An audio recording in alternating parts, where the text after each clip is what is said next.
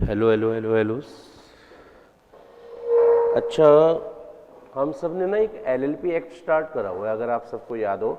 और LLP act में गली नंबर 204 में आएंगे तो वहां पर आपको एलएलपी एक्ट दिखेगा।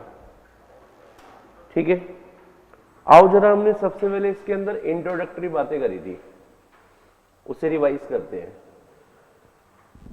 इंट्रोडक्टरी बातों में आपने ये कहा था कि जो एलएलपी एक्ट है उसको ministry of law and justice ने नोटिफाई करा था कब? 9 जनवरी।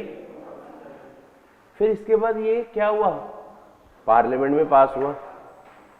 तो पार्लियामेंट में कब पास हुआ? 12 दिसंबर 2008 को। फिर प्रेसिडेंट ऑफ इंडिया ने इसके लिए क्या दी? अपनी सहमति दी। ठीक है, और उसके बाद ये फाइनली एप्लीकेबल हुआ कब से? 31 मार्च 2009 से। क्या ये याद आया आपको? फिर हमने पढ़ा था ये एक्ट लगता कहां पर है? पूरे के पूरे इंडिया पर है, यानी this act applies to whole of India. फिर एक और बात पढ़ी थी, इस एक्ट में टोटल नंबर ऑफ सेक्शंस कितने हैं? 81। और साथ में क्या है? और 4 शेड्यूल्स में क्या दे रखा है? शेड्यूल नंबर 1 में जब पार्टनर्स के बीच में पार्टनरशिप एग्रीमेंट यानी एलएलपी एग्रीमेंट है या नहीं है, तो उस सिचुएशन में mutual rights and duties of partners क्या रहेंगे? मतलब पार्टनर्स के आपस में राइट्स एंड ड्यूटीज क्या रहेंगे, और एलएलपी के और उसके पार्टनर्स के आपस में राइट्स एंड ड्यूटीज क्या रहेंगे, वो सब बता रखा है फर्स्ट शेड्यूल में। ठीक है जी। और सेकंड शेड्यूल क्या डील करता है? कैसे एक पार्टनरशिप फर्म अपने आप को एलएलपी में कन्वर्ट करा सकती है। और शेड्यूल 3 आपको क्या सिखाता है? कैसे एक प्राइवेट कंपनी अपने आप को, और शेड्यूल 4 कैसे एक अनलिस्टेड पब्लिक कंपनी अपने आप को एलएलपी में कन्वर्ट कर सकती है, वो सब दे रखा है। फिर इस एक्ट की एडमिनिस्ट्रेशन किसको दी गई? मिनिस्ट्री ऑफ कॉर्पोरेट अफेयर्स, और साथ में किसको? आरओसी को, है ना। एमसी बोले तो मिनिस्ट्री ऑफ कॉर्पोरेट अफेयर्स, और आरओसी बोले तो रजिस्ट्रार ऑफ कंपनीज, है ना, उन्हें दे रखी है। उसके अलावा इस एक्ट से रिलेटेड रूल्स बनाने की पावर किसके पास है? सीजी। और अगर उस रूल्स में अमेंडमेंट लानी है तो वो भी कौन लाएगी? सीजी। ठीक है। फिर एक बात और स्प्राइट करी गई, स्प्राइट मतलब क्लियर करेगी। क्या बात क्लियर करेगी? कि जो एलएलपी है ना, उसके ऊपर एलएलपी एक्ट ही लगेगा। तो फिर क्या नहीं लगेगा? इंडियन पार्टनरशिप एक्ट, यानी इंडियन पार्टनरशिप एक्ट के प्रोविजंस एलएलपी पर नहीं लगते। ठीक है। फिर मैंने आपके साथ डिस्कस करा था एलएलपी के मीनिंग को, यानी कॉन्सेप्ट को। तो आओ जरा एलएलपी के मीनिंग और कॉन्सेप्ट की तरफ देखें। तो सबसे पहली बात, एलएलपी क्या है? पहले भी बिजनेस करने के कई तरीके थे, पहले भी हमारे पास बिजनेस करने के कई तरीके थे। तो उनमें से एक न्यू क्या आया, मतलब न्यू फॉर्म क्या आई है? एलएलपी। पहले हमारे पास बिजनेस करने के क्या क्या वेज थे? याद करो। आप बिजनेस सोल प्रोप्राइटर के रूप में भी कर सकते थे, पार्टनरशिप फर्म के रूप में, एचयूएफ, कंपनी, कोऑपरेटिव सोसाइटीज, ये सब अवेलेबल थी फॉर्म्स। उसके बाद क्या अवेलेबल भी होगी? अब एक न्यू फॉर्म आ गई, यानी अब आप एलएलपी के रूप में भी बिजनेस कर सकते हो। और एलएलपी क्या है? एक new form of legal business entity है, जिसमें मालिकों की लायबिलिटी कैसी सी होगी? लिमिटेड। क्या आपको फर्स्ट पॉइंट याद आया? दूसरा, एलएलपी बनी कैसे? कुछ कंपनी से अच्छी बातें ले ली, कुछ पार्टनरशिप फर्म से, और बताओ उन अच्छी बातों को मिक्स करा तो जो मिक्सचर बना वो क्या है? एलएलपी। तो एलएलपी क्या है? बेसिकली हाइब्रिड है। किसका? कंपनी और, आवाज में दम नहीं है, कंपनी और, ठीक है ना। अच्छा, दूसरी बात, एलएलपी की अपना एक वखरा स्वैग है, एलएलपी की अपनी एक सेपरेट लीगल एंटिटी है। तो देयरफॉर एलएलपी की लायबिलिटी के लिए एलएलपी ही क्या होगी? लायबल, जो वो पे करेगी अपने ही एसेट से। याद आया आपको? तो फिर उसके मालिकों की लायबिलिटी क्या होगी? लिमिटेड। मालिकों की लायबिलिटी क्या होगी? लिमिटेड। और एलएलपी के मालिकों को कहा जाता है पार्टनर्स। यहां तक समझ आ रहे हैं? अच्छा, उसके अलावा यहां पर इनको कंपनी वाली अच्छी बात क्या मिली? Limited liability. और पार्टनरशिप वाली अच्छी बात क्या मिली? कि आप अपने तरीके से बिजनेस को चला सकते हो। याद आ गया आपको एलएलपी का सारा? फिर आपने मेरे साथ एक डेफिनेशन भी पढ़ी थी, बॉडी कॉर्पोरेट। बताओ, आपने 4 ऑर्गेनाइजेशन को बॉडी कॉर्पोरेट कहा था, याद है? कोई बताएगा कौन कौन सी थी? Company, foreign company, LLP, foreign LLP. लेकिन हमने 3 ऑर्गेनाइजेशन को कहा था हम तो नहीं मानेंगे बॉडी कॉर्पोरेट। वो कौन कौन है? Corporation sole, registered cooperative society या फिर notified establishments. Notified body corporate, उनको भी आप बॉडी कॉर्पोरेट होने के बावजूद भी इस कानून में बॉडी कॉर्पोरेट नहीं मानोगे। लेकिन सीजी किसी को भी नोटिफाई कर सकती है एक्सेप्ट 2 ऑर्गेनाइजेशन। कौन कौन सी? कंपनी और एलएलपी। याद आ गया आपको पक्का वाला? ठीक है जी। फिर बॉडी कॉर्पोरेट, और फिर हमने सेक्शन 4 तो पढ़ ही लिया था। फिर सेक्शन 5 पढ़ा था, कौन कौन एलएलपी में पार्टनर बन सकता है और कौन कौन नहीं। आप बताओ, इंडिविजुअल बन सकता है या नहीं बन सकता? बॉडी कॉर्पोरेट बन सकती है बॉडी कॉर्पोरेट। लेकिन बॉडी कॉर्पोरेट जब मैं बोल रहा हूं तो इसका मतलब 4 और ऑर्गेनाइजेशंस जुड़ गई। कौन कौन सी? Company, foreign company, LLP, foreign LLP. ये चारों भी किसी भी एलएलपी के पार्टनर बन सकते हैं। लेकिन वो लोग जिनको ये कहते हैं मुंडे पागल ने सारे, वो बन पाएंगे या नहीं? हाँ जी, ठीक है ना? तो यानी अनसाउंड माइंड पर्सन नहीं बन पाएंगे, अनडिस्चार्ज इंसॉल्वेंट पर्सन नहीं बन पाएंगे, और कौन नहीं बन पाएगा? जिसने खुद ही अप्लाई करा कि मुझे क्या डिक्लेयर कर दो, वो भी नहीं बन पाएगा। समझ आ रहा है आपको? हाँ, अभी उसके फाइनल नतीजे आए नहीं है, पर तब भी। और एचयूएफ बन पाएगी या नहीं बन पाएगी? मतलब सिर्फ आपको यही ध्यान रखना है, पार्टनर सिर्फ 2 ही लोग बन पाएंगे, उसके अलावा नहीं। फिर आगे बात करते हैं, एलएलपी में मिनिमम कितने पार्टनर्स होने चाहिए? 2। सेक्शन 6 क्या कहते हैं? हर एलएलपी में कम से कम 2 पार्टनर होने चाहिए। और दूसरी बात, मैक्सिमम पर। और फिर अगली बात हमने क्या पढ़ी थी? देखो, अगर आपके पार्टनर क्या हो जाते हैं? बिलो स्टैट्यूटरी लिमिट हो जाते हैं at any point of time, मतलब 2 से कम हो जाते हैं, तो भैया वो जो रिमेनिंग पार्टनर है, जो अकेला पार्टनर बचा है, उसको क्या करना चाहिए? नेक्स्ट 6 मंथ्स में अरेंज कर लेना चाहिए। तो अगर वो अरेंज कर ले तो ओके, वरना फिर हमें ना रोके। किस चीज के लिए? कि एलएलपी को क्या करवा दो? बंद कर दो, वाउंड अप कर दो, या फिर आप नया पार्टनर नहीं ला पा रहे तो उसके बाद भी अगर आप बिजनेस रन करोगे तो जो इंडिविजुअल बचा हुआ पार्टनर, अलोन पार्टनर, उसकी लायबिलिटी क्या हो जाएगी? अच्छा, ये अनलिमिटेड कब से होगी? After 6 month. याद आ गया आपको? प्रोवाइडेड आपको पता है कि आप अकेले बिजनेस चला रहे हैं। अच्छा, फिर डेजिग्नेटेड पार्टनर हर एलएलपी में क्या होने चाहिए? 2 डेजिग्नेटेड पार्टनर होने चाहिए। और दोनों का क्या होना जरूरी है? इंडिविजुअल। दोनों का क्या होना जरूरी है? प्लस उन दोनों में से कम लेकिन अगर कोई पार्टनर बॉडी कॉर्पोरेट है तो उस सिचुएशन में क्या करेंगे? उसके नॉमिनी को क्या मान लेंगे?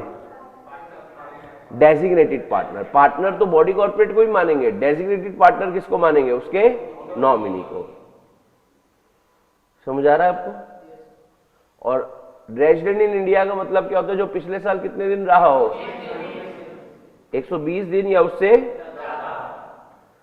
और फिर हमने पढ़े थे एलएलपी के फीचर्स। एलएलपी के फीचर्स को याद करने का तरीका क्या था? मां आईपीएल देखकर फॉरेन कैप से आई। एम से कितने पॉइंट थे? पहले का नाम minimum and maximum number of partner, दूसरा और तीसरा, ठीक है। फिर ए से क्या था? Artificial person. और अगले ए से? अच्छा, आईपीएल में आई से और पी से, एल से मां आईपीएल देखकर फॉरेन से can be the partner in Indian LLP, है ना। फिर सी से कितने पॉइंट थे? 2। पहले का नाम कन्वर्जन इनटू एलएलपी और दूसरे का नाम, फिर ए से क्या था?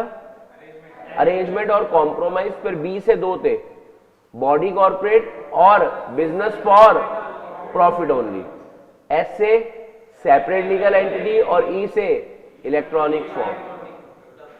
समझ आ रहा है आपको? है ना? फिर एक डिफरेंस करना था, वो तो आप पढ़ ही लेंगे। ये अब तक, अब आज आपको, और एलएलपी बनाने के फायदे भी हमने पढ़ लिए थे, याद हो अगर आपको तो। एलएलपी के रूप में बिजनेस करने के फायदे भी हमने पढ़ लिए थे। यार एलएलपी को इजी टू फॉर्म है और इजी टू डिसॉल्व है, याद आया आपको? और इसका कैपिटल स्ट्रक्चर क्या है? फ्लेक्सिबल, मतलब जैसे मर्जी डेट इक्विटी, जितने मर्जी डेट इक्विटी रखो, और सारे पार्टनर यहां क्या करते हैं? एंजॉय, क्या? ठीक है ना? और फिर आप इसको ऑर्गेनाइज और ऑपरेट कर सकते हो ऑन द बेसिस ऑफ, और लास्ट, इतनी फ्लेक्सिबिलिटी मिलने के बावजूद भी आपको लीगल कंप्लायंसेस क्या करने हैं? कम, सिर्फ 81 सेक्शन मानने हैं ना, तो less legal and procedural requirement होती है। ये सब फायदे थे, ये अब तक। अब आगे आप सबको गली नंबर 209 पर आ जाना है। आओ जरा गली नंबर 209 पर। इनकॉर्पोरेशन ऑफ एलएलपी दिख पा रहा है आपको? वहां पर सबसे पहले हम एक सेक्शन स्टार्ट करेंगे गली नंबर 209 पर। कह रहे हैं अगर आपको एक एलएलपी बनानी है तो उसको लेकर कुछ बातें हैं। एलएलपी बनाने के लिए कुछ बातें बता रखी हैं, वो सब हम पढ़ने जा रहे हैं। आप समझ रहे हो? एलएलपी क्या है? एक बिजनेस करने का तरीका है। जैसे आप अकेले बिजनेस करते हो, फिर आप कई बार मिलकर बिजनेस करते हो। तो जब आप मिलकर बिजनेस कर रहे हो तो आपके पास बहुत सारी चॉइसेस आ जाती है। आप मिलकर बिजनेस पार्टनरशिप फर्म के रूप में भी कर सकते हो किसी के साथ, आप एलएलपी के रूप में भी कर सकते हो। तो अगर आप एलएलपी के रूप में बिजनेस करना चाह रहे हैं तो आपको एलएलपी की रजिस्ट्रेशन करवानी पड़ेगी। आपको एलएलपी की क्या करवानी पड़ेगी? रजिस्ट्रेशन। किसके पास? आरओसी के पास। तो भैया रजिस्ट्रेशन, अच्छा एक बात बताओ, आपने आईसीआई में जब रजिस्ट्रेशन कराई तो क्या क्या भरा, क्या क्या फाइल करा, क्या क्या जमा कराया, बताना। एक फॉर्म जमा कराया होगा, फीस जमा कराई होगी, बिल्कुल सही है, और मतलब कुछ डॉक्यूमेंट्स जमा कराए होंगे, 10th की मार्कशीट, 12th की मार्कशीट, ये सब। तो यही तो आएगा। यानी कहीं भी रजिस्ट्रेशन करानी होती है 3 चीजें ही जमा करानी होती है। तो यहां पर एलएलपी की रजिस्ट्रेशन करवाने के लिए आपको कौन कौन से डॉक्यूमेंट जमा करवाने पड़ते हैं वो सब मैं आपको सेक्शन 11 में पढ़ाने जा रहा हूं। लेकिन सेक्शन 11 में सिर्फ मैं डॉक्यूमेंट्स के बारे में नहीं बताऊंगा, और भी कुछ बातें बताऊंगा। तो आप सब सबसे पहले एक हेडिंग बनाएंगे सेक्शन 11 की, इनकॉर्पोरेशन डॉक्यूमेंट्स। Incorporation documents. चले तो सेक्शन 11 की बात करने जा रहे हैं। एक्चुअल में सेक्शन 11 में टोटल 3 बातें बताई गई हैं। सेक्शन 11 में, यानी सेक्शन 11 की पहले आप हेडिंग बनाएंगे इनकॉर्पोरेशन डॉक्यूमेंट।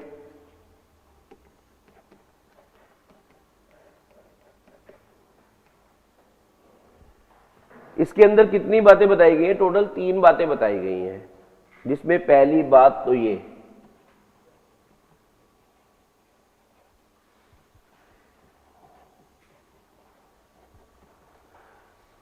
क्या पहली बात बताई गई है? एलएलपी बनाने के लिए आपको बेसिक क्या क्या बातें फॉलो करनी पड़ती है। मतलब आप कह रहे हो मैं एलएलपी बनाने जा रहा हूं, तो सबसे पहले तो ये देखा जाएगा ना कि आप एलएलपी बनाने के लिए काबिल भी हैं या नहीं, क्योंकि एलएलपी बनाने के लिए काबिलियत चाहिए होती है। तो हर जो भी बंदा आरओसी के पास जा रहा है एलएलपी रजिस्ट्रेशन करवाने, तो वो एलएलपी से पूछता है कि मैं तेरे काबिल हूं या, है ना, पूछते हैं उनसे।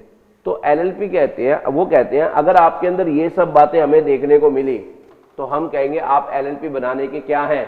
काबिल। सबसे पहली बात 2 और मोर पर्सन्स का होना जरूरी है। यानी मैं आपको सबसे पहली बात क्या बता रहा हूं? पहली बात तो ये क्या है इसके अंदर?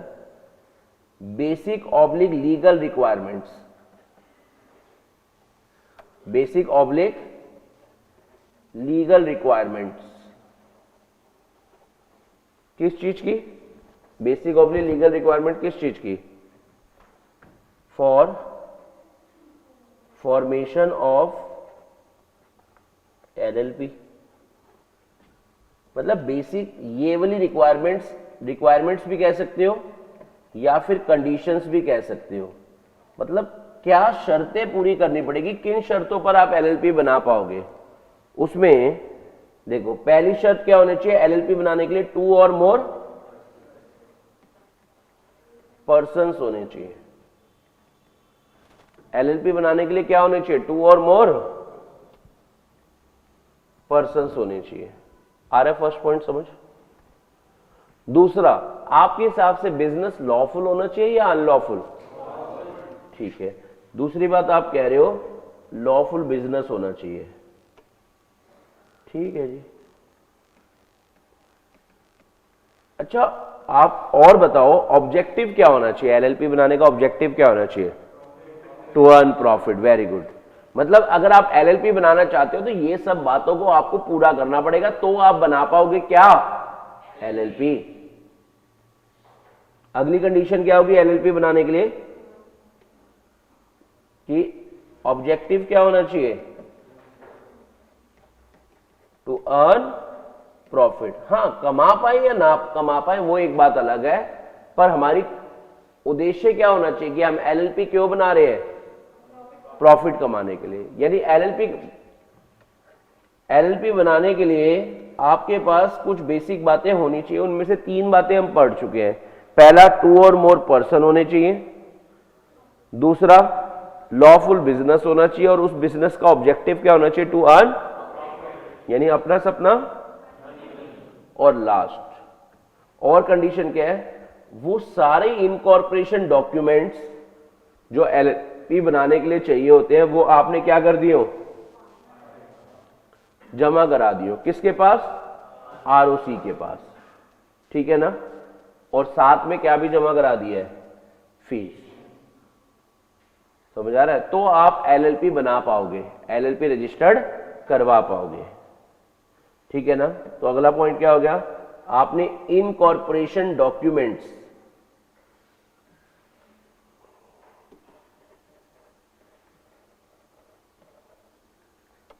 And fees, incorporation document and fees shall be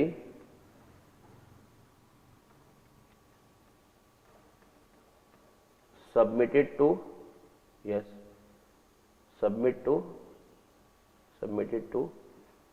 ROC। ROC के पास आपने डॉक्यूमेंट्स और फीस क्या करा दियो? जमा। ये सब शर्तें अगर आप पूरी कर दोगे तो आप क्या बना पाओगे? समझ आ रहा है आपको? अब सेकंड सवाल उठा, अभी हम कह रहे थे कि हमें कुछ डॉक्यूमेंट्स जमा कराने होते हैं, तो वो कौन कौन सी चीजें हैं जो हमें जमा करवानी होती है। ठीक है जी। तो यानी सेकंड पॉइंट आप सब लिखते हुए मेरे साथ, वो क्या है? स्टेटमेंट टू बी फाइल्ड, या इन ऐसे कर लो, चलो, इनकॉर्पोरेशन डॉक्यूमेंट्स आपको कौन कौन से जमा करवाने पड़ेंगे?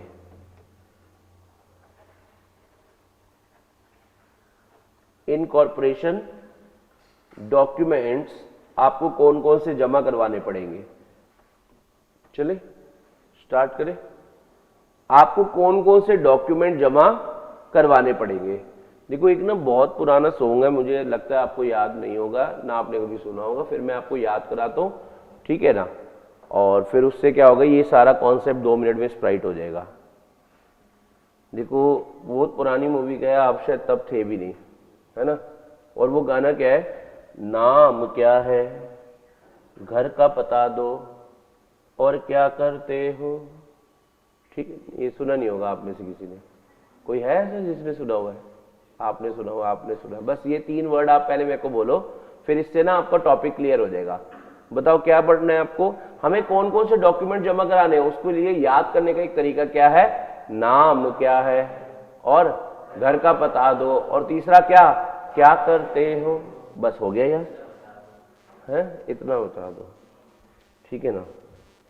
चलो तो देखो, हमें इनकॉर्पोरेशन डॉक्यूमेंट में बताना होता है एलएलपी का नाम क्या है, उसके घर का पता मतलब उसके रजिस्टर्ड ऑफिस का एड्रेस, और क्या करते हो मतलब कौन से बिजनेस करने के लिए आप बन रहे हो, ठीक है ना।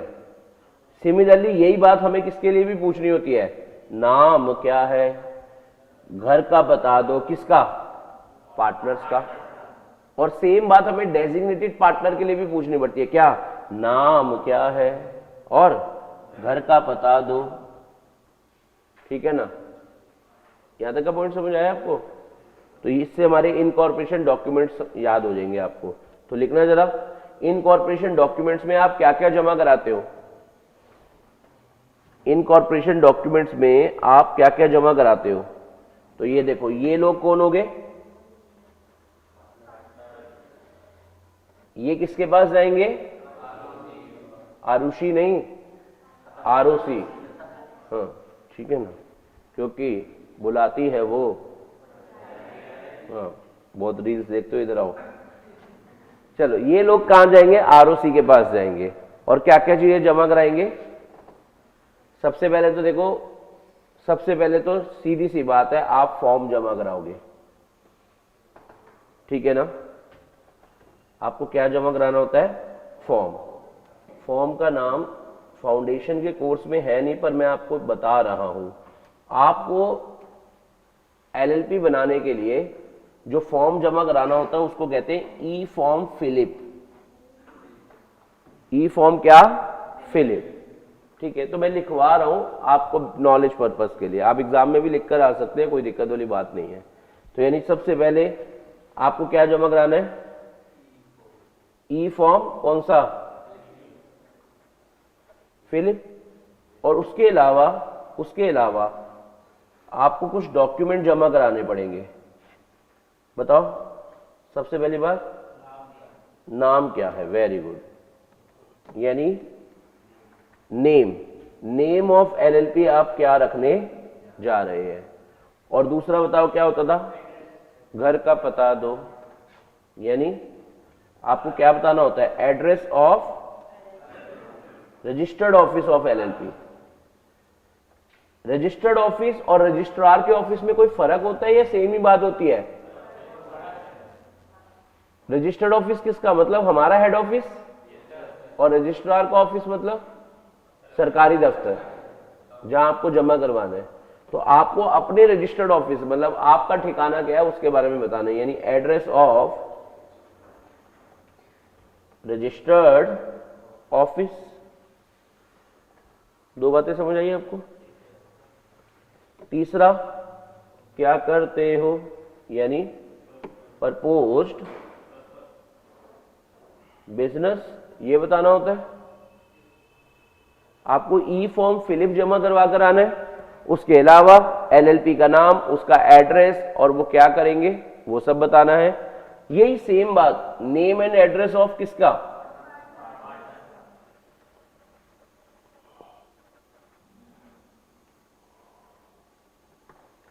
और अगला नेम एंड एड्रेस ऑफ किसका, डीपी मतलब फेसबुक वाली, व्हाट्सएप, इंस्टा, फिर डेजिग्नेटेड पार्टनर, अच्छा ठीक है। और क्या हो सकते हैं, एनी अदर पर्टिकुलर्स एज में बी प्रिस्क्राइब, और भी कुछ आपको जमा कराने के लिए कह सकते हैं कि ये भी बता देना, एनी अदर पर्टिकुलर्स एज में बी प्रिस्क्राइब्ड, ठीक है। उसके अलावा आपको और क्या चीज जमा करानी होती है, उसको कहते हैं statement of declaration. Statement of क्या, जैसे आप कहते हो ना भाई कसम से सच बोल रहा हूं, भाई मैं कसम खाता हूं यार, मैं सच बोल रहा हूं, ले तेरी कसम ही खाता हूं, ले मैं सच बोल रहा हूं, समझ आ रहा है आपको। तो लॉ में कहते हैं ऐसे कसमें कुसमें जो आपने खानी है ना लिखत में खाओ, समझ आ रहा है आपको? उसको क्या कहते हैं? डेक्लरेशन। डेक्लरेशन के थ्रू आप कोई बात कंफर्म करते हो कि ये बात सच्ची है। जैसे यहां पर आपको स्टेटमेंट ऑफ डेक्लरेशन क्या जमा करानी है? स्टेटमेंट ऑफ डेक्लरेशन क्या जमा करानी है कि that all the requirements of this act, मतलब एलएलपी एक्ट की जो जो रिक्वायरमेंट्स थी और जो इसके अंदर रूल्स बने हुए हैं उसका हमने क्या करा है? पालन करा है। डेक्लरेशन किस बात की? कि हमने क्या करा बताओ? ऑल द रिक्वायरमेंट्स ऑफ किसकी? LLP act and the rules made there under have been duly complied. आप डेक्लरेशन जमा कराएंगे। स्टेटमेंट ऑफ डेक्लरेशन किस बात की? That all the requirements of all the requirements of the LLP Act 2008 and rules made thereunder have been duly complied. Statement of declaration. Declaration किस बात की है? कि हमने ना एलएलपी एक्ट और उसके अंडर जितनी भी रिक्वायरमेंट्स है उन सब का क्या कर लिया है? पालन कर लिया है। तो बताओ बेटा, कोई बंदा आपके सामने कसम खा रहा है, आपको एकदम से विश्वास हो जाता है? समझ आ रहा है आपको? तो ऐसे ही जो डेजिग्नेटेड पार्टनर्स हैं या जो पार्टनर्स हैं जो एलएलपी बनवाने गए हैं वो कसम कह रहे हैं कि हमने तो सारा पालन कर दिया। रजिस्ट्रार कहोगे भाई किसी सीए से पूछवा कर दिखाओ। अगर कोई सीए कह देता ना हाँ तुमने रिक्वायरमेंट फुलफिल कर ली, सीए, सीएस, सीएमए या एडवोकेट कह देता है ना, तो मैं मान लूंगा कि आपने रिक्वायरमेंट्स को फुलफिल कर लिया। तो यानी इस डेक्लरेशन पर क्या करवाने होंगे हमें? साइन। किसके कराने होंगे साइन? ये देखो, या तो किसी एडवोकेट से, क्योंकि जिन जिनको लॉ की नॉलेज है उनसे आप साइन करवा दो, हम मान लेंगे। या तो एडवोकेट से साइन करवा लो, या सीएस से, या फिर किसी चार्टर्ड अकाउंटेंट से, या फिर किसी कॉस्ट अकाउंटेंट से। इनमें से आप किसी से भी साइन करवा दो, हमें विश्वास हो जाएगा कि आपने एलएलपी एक्ट की सारी रिक्वायरमेंट्स को समझ आ रहा है आपको या नहीं आ रहा? तो यानी पहली बात आपको इसके ऊपर साइन कराने होंगे। किसके? किसी एडवोकेट के, या फिर किसके? किसी सीए के, सीएस के या सीएमए के। जो लोग क्या कराते हैं? एलएलपी फॉर्म करवाते हैं, है ना, मतलब इन प्रैक्टिस वाले। इन प्रैक्टिस यानी किसी प्रैक्टिसिंग एडवोकेट से, सीए से, सीएस से या सीएमए के साइन इस पे चलेंगे। और दूसरी बात, और किसके साइन होंगे इसके बाद? And bye anyone who subscribed his name on the incorporation document. और एक और पर्सन जिसका नाम इनकॉर्पोरेशन डॉक्यूमेंट पे लिखा हुआ है। तो बताओ इनकॉर्पोरेशन डॉक्यूमेंट्स में हम किसका नाम लिखते हैं? पार्टनर्स का, मतलब एक कोई भी पार्टनर। समझ आ रहा है आपको? और क्या? एनीवन पार्टनर कि इसके ऊपर क्या होने चाहिए? साइन। ठीक से आ रही है समझ? हम क्या पढ़ रहे हैं? हम पढ़ रहे हैं सेक्शन 11। अगर हमें एक एलएलपी फॉर्म करनी है, मतलब अगर हमें एक एलएलपी बनानी है, तो फिर हमें क्या क्या करना होगा? देखो, एलएलपी बनाने के लिए पहले आपको कुछ बेसिक बातें पूरी करनी होगी। जैसे क्या क्या? एलएलपी बनाने के लिए कम से कम कितने लोग हो? 2 या उससे, ठीक है ना, यानी 2 और मोर, नॉट मोर नहीं, ओनली मोर है। 2 और मोर पर्सन होने चाहिए। दूसरा, आपके बिजनेस का क्या ऑब्जेक्टिव होना चाहिए? To earn profit. और वो बिजनेस क्या होना चाहिए? समझ आ रहा है? और आपने इनकॉर्पोरेशन डॉक्यूमेंट्स और फीस क्या करा दियो? सबमिट करा दियो। आ रही है कुछ समझ? फिर इनकॉर्पोरेशन डॉक्यूमेंट्स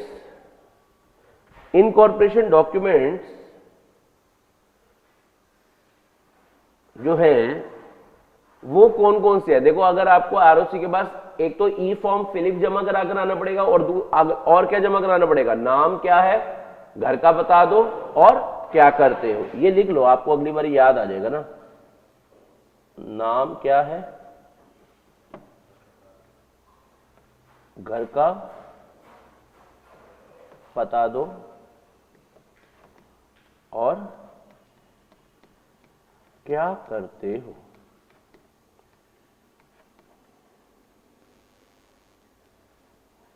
है ना। उसके अलावा आपको और क्या जमा करानी है? एक स्टेटमेंट ऑफ डिक्लेरेशन कि हमने पूरा एलएलपी एक्ट और उसके अंदर के रूल्स को क्या करा है, फॉलो करा है। चाहे इस सीए से पूछ लो, सीएस एडवोकेट या सीएमए से पूछ लो, समझ आ रहा है। और साथ में एक हमारा पार्टनर भी इसके ऊपर क्या करके दे रहा है, साइन, ठीक है ना। अच्छा जी,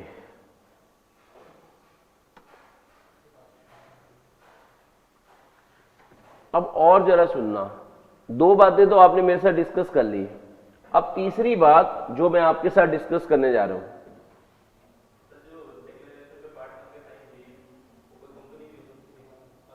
हाँ उसकी कॉमन सील भी लग सकती है, पर नेचुरल पर्सन के ही जनरली होते हैं, ठीक है। चलो अब अगली बात करते हैं।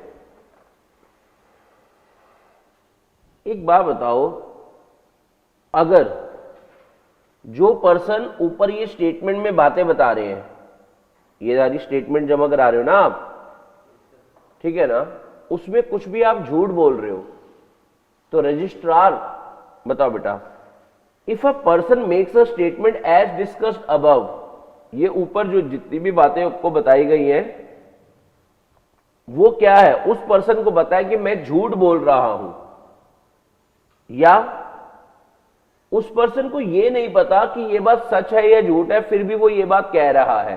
जैसे एक एग्जांपल देता हूं, आप जरा सुनना, नॉर्मल बात, आप किसी शॉप पर गए, ठीक है, आपने कहा भैया ये टी शर्ट जो है एडिडास की है, वो कह रहा है हाँ, उसको पता नहीं है ये किसकी है या नहीं, कह रहा है हाँ हाँ एडिडास की। आपने कहा अच्छा एडिडास की मिल रही है, खरीद ली टी शर्ट, घर आए पता चला वो एडिडास की नहीं है, वो कॉपी है, ठीक है ना।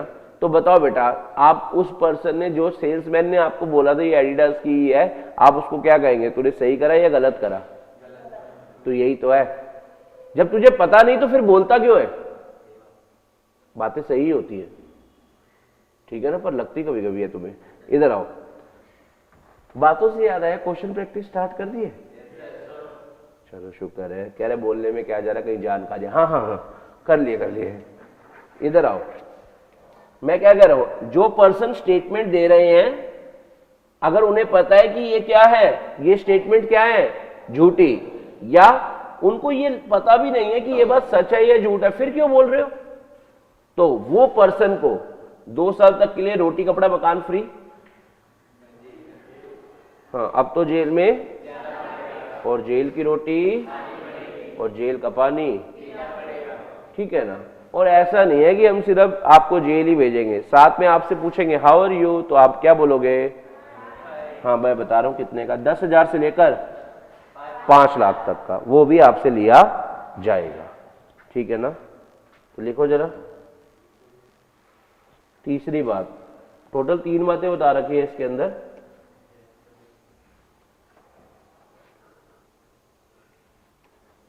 तीसरी बात, if a person makes a statement, लिखो, as discussed above which he knows to be false और does not believe to be true, shall be punishable, यहां तक लिखो, विद इम्प्रिजनमेंट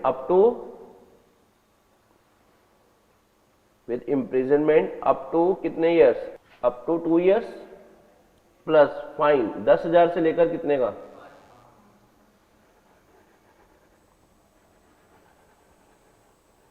10,000 to 5 लाख। फटाफट से लिखते हुए दिख पा रहे हैं आप सब?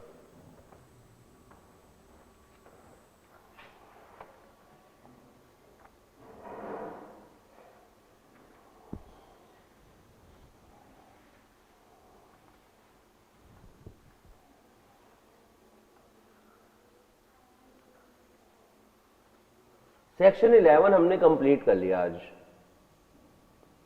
एलएलपी बनाने के लिए क्या क्या चीजें जमा करवानी पड़ती है, क्या क्या बेसिक कंडीशंस है और झूठ बोलने पर क्या होगा, ये सब हमने पढ़ लिया। अब बताओ बेटा, डॉक्यूमेंट, फीस और फॉर्म किसके पास पहुंच चुके हैं? आरओसी के पास। तो आरओसी या तो आपसे खुश होगा या आपसे खुश नहीं होगा। खुश होने का मतलब वो सेटिस्फाइड है किस बात को लेकर कि आपने सारी लीगल रिक्वायरमेंट्स को क्या कर दिया, फुलफिल कर दिया। तो अगर आपसे आरओसी खुश होगा तो वो आपको शाबाशी देगा। किस तरह की शाबाशी देगा? एक तो वो आपके सारे डॉक्यूमेंट, फीस अपने पास रख लेगा, अपने रजिस्टर में उसकी क्या कर लेगा, एंट्री, और दूसरा आपको क्या इशू कर देगा, सर्टिफिकेट ऑफ इनकॉर्पोरेशन। तो लिखो जरा। अब हम पढ़ने जा रहे हैं सेक्शन नंबर कौन सा, सेक्शन नंबर 12। क्या है? Incorporation by registration. Incorporation by registration. लिखो पहला point, if the ROC, ROC मतलब registrar of company, is satisfied that all the requirements of section कौन सा, 11, सेक्शन 11 पढ़ा ना इससे पहले। अब हम कौन सा पढ़ रहे हैं, section number. If ROC satisfied that requirements of that all the requirements of section 11 have been duly complied, have been duly complied। फिर बताओ क्या होगा, comma then within 14 days, within how many days? बताओ आरओसी क्या करेगा, ROC क्या करेगा, register the incorporation documents within 14 days। ROC shall क्या करेगा, जल्दी बताओ। पहला क्या करेगा, register the incorporation, register the incorporation documents. भाई जो जो आपने फॉर्म, फीस वगैरह जमा कराई थी वो अपने पास रख लेगा और उसको रजिस्टर में लिख लेगा।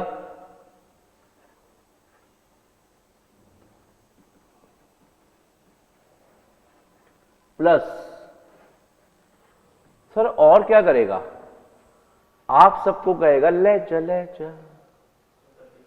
सर्टिफिकेट ऑफ इनकॉर्पोरेशन, और आपको क्या दे देगा, गिव अ सर्टिफिकेट, यानी आपको मिल जाएगा plus issues a certificate of incorporation, यानी आज से ये माना जाएगा इस नाम से भी कोई एलएलपी है। अब अगली बात, इस सर्टिफिकेट ऑफ इनकॉर्पोरेशन पर, इस सर्टिफिकेट ऑफ इनकॉर्पोरेशन पर बताओ बेटा क्या होने चाहिए, रजिस्ट्रार के साइन भी होनी चाहिए और रजिस्ट्रार की स्टैंप भी लगी होनी चाहिए, यानी इस पर रजिस्ट्रार के साइन प्लस ऑफिशियल सील लगी होनी चाहिए। पहला पॉइंट समझ आ रहा है आपको?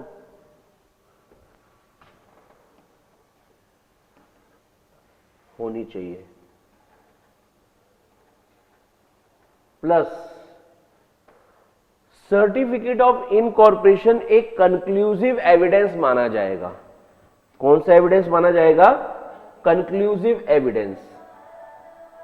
Very good. Certificate of incorporation क्या माना जाएगा? एक कंक्लूसिव एविडेंस। डेंस सर इसका क्या मतलब होता है कंक्लूसिव एविडेंस?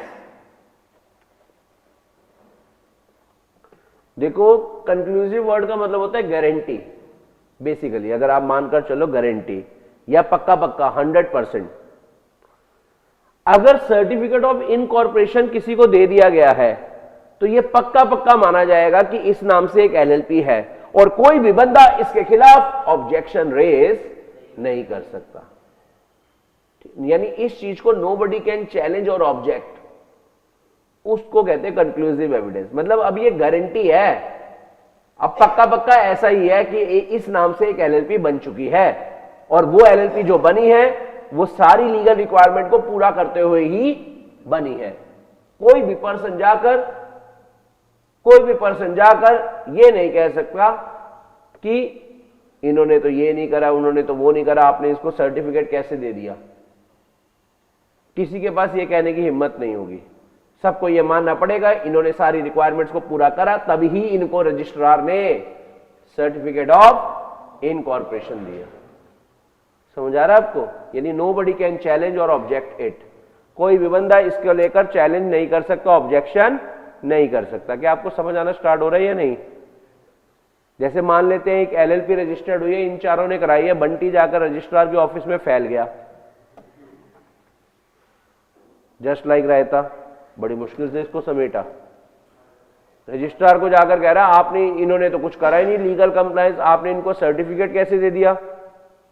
कह रहा दे दिया तो दे दिया, तेरा कोई मतलब नहीं है, ना तू कुछ बोल सकता है बीच में, मेरी मर्जी, मैं चाहे ये करूं, मैं चाहे वो करूं, है ना। तो एलएलपी क्या है? सर्टिफिकेट क्या है? एक कंक्लूसिव एविडेंस। किस बात का? कंक्लूसिव मतलब एक गारंटी डॉक्यूमेंट है कि एलएलपी इनकॉर्पोरेट हुई है, इस नाम से एक एलएलपी रजिस्टर्ड हो चुकी है। क्या आपको सेक्शन 11 और 12 समझ आया या नहीं आया? ठीक है, फिर तो बहुत ही बढ़िया हो गया यार। अब जैसे ही एलएलपी को क्या मिला? सर्टिफिकेट ऑफ इनकॉर्पोरेशन मिला। जैसे ही एलएलपी को क्या मिला? सर्टिफिकेट ऑफ, ठीक है ना। तो उसका इफेक्ट क्या आया? मतलब मैं आपको ऐसे पढ़ाऊं, मैं आपको सीधा 11-12 के बाद किस पे लेके जा रहा हूं? 14 पर। जैसे ही रजिस्ट्रार ने क्या दिया? एलएलपी के नाम का एक सर्टिफिकेट बनाकर किसको दिया? पार्टनर्स को दिया, ठीक है ना। तो क्या कहा रजिस्ट्रार ने? क्या कहा? ले जा सर्टिफिकेट ले जा। और जब वो पार्टनर सर्टिफिकेट लेकर जा रहे हैं, समझ आ रहा है आपको?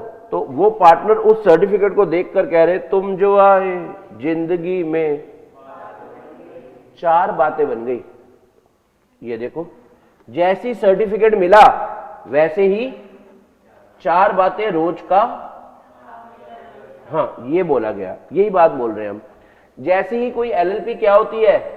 रजिस्टर्ड। यानी जैसे ही उसको सर्टिफिकेट ऑफ इनकॉर्पोरेशन मिलता है वैसे ही उसके जीवन में ये 4 बातें बन जाती है। अब वो अपने नाम से किसी पर भी केस फाइल कर सकती है और कोई उस पर भी केस फाइल। पहला पॉइंट स्प्राइट हुआ। यानी अगर आप नॉर्मल सी बात करो, अगर कोई एलएलपी रजिस्टर्ड हो गई है, मतलब जैसे उसको सर्टिफिकेट ऑफ इनकॉर्पोरेशन मिला, अब एलएलपी अपने नाम से क्या कर सकती है? किसी पर भी केस फाइल कर सकती है और कोई उस पर भी केस फाइल। पहला पॉइंट समझ आया या नहीं? दूसरा, अब एलएलपी अपने नाम से प्रॉपर्टी को खरीद सकती है, बेच सकती है, रख सकती है, उसके ऊपर कंस्ट्रक्शन कर सकते हैं, डेवलपमेंट वगैरह कर सकते हैं। ये देखो ना, अब जैसे ही एलएलपी को सर्टिफिकेट ऑफ इनकॉर्पोरेशन मिला तो एलएलपी लॉ की नजरों में कौन सा पर्सन बन गई? Artificial person. और आर्टिफिशियल पर्सन वो सारे काम कर सकते हैं जो एक, तो देयरफॉर अब वो किसी पर केस फाइल कर सकते हैं, कोई उस पर केस फाइल कर सकता है। अब एलएलपी अपने नाम से प्रॉपर्टी को खरीद सकती है, बेच सकती है, चाहे प्रॉपर्टी मूवेबल हो या इमूवेबल, टेंजिबल हो या। आ रहा समझ या नहीं आ रहा? खरीद सकती है, बेच सकती है, उसकी मालिक बन सकती है, उसको अपने पास रख सकती है और उसके ऊपर कुछ डेवलपमेंट भी करवा सकती है। समझ आ रहा है आपको? ये नहीं आ रहा? जैसे ही एक एलएलपी रजिस्टर्ड हुई, जैसे ही एक एलएलपी क्या हुई, वैसे ही उसके जीवन में कुछ बदलाव आए। तभी तो एलएलपी ने सर्टिफिकेट ऑफ इनकॉर्पोरेशन को देखकर यही कहा था, तुम जो आए जिंदगी में बात बन गई। क्या क्या बातें बनाई कि अब एलएलपी तुम अपने नाम से किसी पर केस फाइल कर सकते हो और कोई तुम पर भी केस फाइल। दूसरा, एलएलपी अब तुम ना प्रॉपर्टी को खरीद सकते हो, बेच सकते हो, उसके मालिक बन सकते हो, उसको अपने पास रख सकते हो और उस पर डेवलपमेंट भी कर सकते हो, कंस्ट्रक्शन करके बढ़ा भी सकते हो अपने नाम से। आ रहा है समझ? चाहे प्रॉपर्टी मूवेबल हो या इमूवेबल, टेंजिबल हो या, क्या कुछ समझ आ रहा है इसको या नहीं? तीसरा, अब एलएलपी चाहे तो अपनी क्या भी रख सकती है, लेकिन अगर रख रही है तो कितनी? समझ आ रहा है? हम एलएलपी से पूछेंगे तू ही ये मुझको बता दे, क्या बता दे? नहीं नहीं, वो नहीं, कि तुम कॉमन सील रख रहे हो या नहीं। और अगर एलएलपी आपको कहती है जी हाँ मैं रख रही हूं, तब वो कितनी रख पाएगी? क्या आपको 3 पॉइंट्स राइट हो गए या नहीं हुए? फोर्थ, अब एलएलपी बॉडी कॉर्पोरेट ट्रीट होगी, क्योंकि बॉडी कॉर्पोरेट बनने के लिए कितनी कंडीशन पूरी करनी होती थी बताओ? 4। क्या क्या करनी होती थी बताओ? पहला, बॉडी कॉर्पोरेट बनने के लिए आपको रजिस्टर्ड होना होता था अंडर, तो एलएलपी रजिस्टर्ड होगी या नहीं होगी? दूसरा, आप एलएलपी की क्या बन गई? सेपरेट लीगल, वो किसी पर भी केस फाइल कर सकते हैं, कोई उस पर भी केस फाइल, और वो अपने नाम से प्रॉपर्टी। तो अब एलएलपी एक तरह से सारी रिक्वायरमेंट जो एक बॉडी कॉर्पोरेट्स की होती है वो फुलफिल कर रही है या नहीं? यानी अब एलएलपी को क्या माना जाएगा? समझ रहे हो? तो जब एलएलपी अब एक बॉडी कॉर्पोरेट बनेगी तो देयरफॉर वो सारे काम जो एक बॉडी कॉर्पोरेट कर सकती है वो अब एलएलपी भी कर पाएगी। हेलो? और वो सारे काम जो बॉडी कॉर्पोरेट्स नहीं कर पाती, वो सारे काम जो एक बॉडी कॉर्पोरेट, वो एलएलपी कर पाएगी या नहीं कर पाएगी? नहीं कर पाएगी। मतलब जो तुम कर सकते थे, ठीक है ना, वो अब मैं कर पाऊंगा, और जो तुम नहीं कर पाते हो वो मैं भी नहीं कर पाऊंगा। तो यानी एलएलपी क्या कर पाएगी? डूइंग एंड सफरिंग कर सकोगे और नहीं कर सकोगे। क्या? Such other acts and things as body corporate में लॉफुली डू और सफर। क्या आपको 4 पॉइंट समझ आए हैं या नहीं? सेक्शन नंबर कौन सा? सेक्शन नंबर कौन सा? तो आप सामने वाली गली में हेडिंग बना लो, इफेक्ट ऑफ क्या? बना पा रहे हो आप सब हेडिंग? तो लिखो आप क्या क्या हो गया बताओ। इफेक्ट ऑफ रजिस्ट्रेशन आपको याद हो जाने चाहिए। अब एलएलपी क्या कर सकती है? Can sue and be sued, can sue and be sued. दूसरा बताओ क्या? दूसरा बताओ क्या? आप क्या कर सकते हो? एक्वायर मतलब परचेज कर सकते हो, खरीद सकते हो, मालिक बन सकते हो, अपने पास रख सकते हो और उस पर डेवलपमेंट कर सकते हो, और उसके साथ साथ बेच सकते हो। किसको? प्रॉपर्टी को। चाहे वो प्रॉपर्टी मूवेबल हो या इमूवेबल, टेंजिबल हो या, ठीक है? यहां तक का पॉइंट समझ आया आपको या नहीं आया? हाँ जी, 2 केस समझ आ गया ना आपको? तीसरा पॉइंट क्या हो गया? एलएलपी अपनी अब कॉमन सील रख सकती है, लेकिन अगर रख रही है तो फिर कितनी? और वो सारे काम जो एक बॉडी कॉर्पोरेट कर सकती है अब आप भी कर पाओगे, और वो सारे काम जो आप बॉडी कॉर्पोरेट नहीं कर सकते वो अब आप नहीं कर पाओगे। ये 4 पॉइंट्स आप नोट करते हुए दिख पा रहे हैं मेरे को?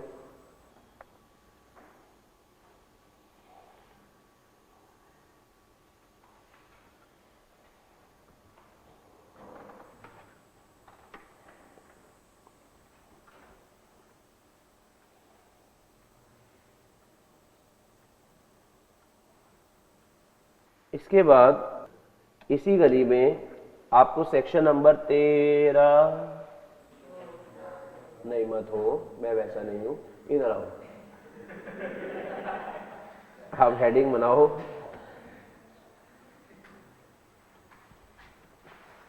हेडिंग आप क्या बना रहे हो? Registered office of LLP heading आप क्या बना रहे हो, registered office of LLP and change therein.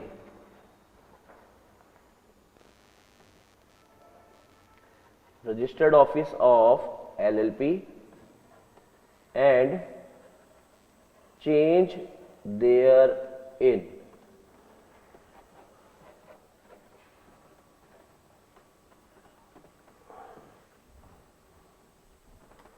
Section 13।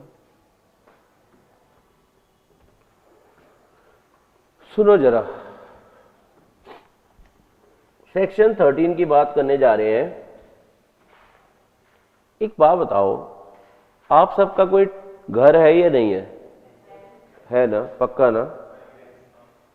तो यानी हर किसी का एक ठिकाना होता है, और अगर मैं आपको कहूं मुझे आपसे कोई बात करनी है तो आप कहां मिलोगे ये मुझे पता होना चाहिए, तभी तो मैं बात कर पाऊंगा। यस और नो? या किसी ने भी किसी से बात करनी है तो उसका एक ठिकाना होना चाहिए। तो ऐसे ही रजिस्ट्रार को समय समय पर हो सकता है एलएलपी से बात करनी पड़े। रजिस्ट्रार एलएलपी को कहता हो तुमसे मिलना, हाँ बड़ा अच्छा लगता है, क्या है ये, क्यों है ये, हाँ मगर जो भी है बड़ा अच्छा लगता है। यस और नो? तो इसलिए एलएलपी तेरा एक ठिकाना होना चाहिए। तो इसलिए हर एलएलपी का एक रजिस्टर्ड ऑफिस होना क्या है, जरूरी, सो दैट रजिस्ट्रार उसके साथ कम्युनिकेट कर पाए, कॉरेस्पॉन्डेंस कर पाए, दिल दिया गल्ला कर पाए। ठीक है ना? तो क्या कह रहे हैं, every LLP shall have a registered office. सभी एलएलपी का रजिस्टर्ड ऑफिस होना क्या है, जरूरी। ये बात लॉ में लिख दी गई, ये बात लॉ में लिख दी गई कि हर एलएलपी का रजिस्टर्ड ऑफिस होना जरूरी है। जैसे आपको पता ही है, कुछ लोग, ठीक है ना, बंटी जैसे लोग रायता बन के फैल दिए कि कहां लिखा है कि हमारे को रजिस्टर्ड ऑफिस बनाना ही बनाना है। इसलिए सेक्शन नंबर 13 में साफ साफ लिख दिया गया, समझ आ रहा है आपको, कि हर एलएलपी का एक रजिस्टर्ड ऑफिस होना चाहिए। नहीं तो हर बंदा बताओ क्या कहेगा, कहां लिखा होना चाहिए, लॉ में तो कहीं नहीं लिखा, हम तो नहीं बना रहे अपना रजिस्टर्ड ऑफिस। तो इसलिए साफ साफ बोला गया, ऑप्शन नहीं दी गई, शेल मतलब मैंडेटरी, ये मैंडेटरी करा गया। क्या करा गया, हर एलएलपी को अपना एक क्या रखना है, रजिस्टर्ड ऑफिस। किस लिए रखना है, ताकि to which all communication and notice may be addressed and where they shall be received. एक ठिकाना होना चाहिए जहां पर हम एलएलपी को क्या भेज पाए, कोई नोटिस भेजना, कुछ बात कम्युनिकेट करनी है तो कर पाए। पहला पॉइंट समझ आ गया आपको? तो लिखो जरा, पहला पॉइंट यही लिखेंगे, एवरी एलएलपी, लिखो, every LLP shall have a registered office. Her LLP का एक रजिस्टर्ड ऑफिस होना चाहिए, हर एलएलपी का एक रजिस्टर्ड ऑफिस होना चाहिए। To which all communication and notice may be address, ताकि हम वहां पर जो कम्युनिकेशन या नोटिस जो भेजना वो भेज पाए और वो लोग भी वहां पर रिसीव कर पाए।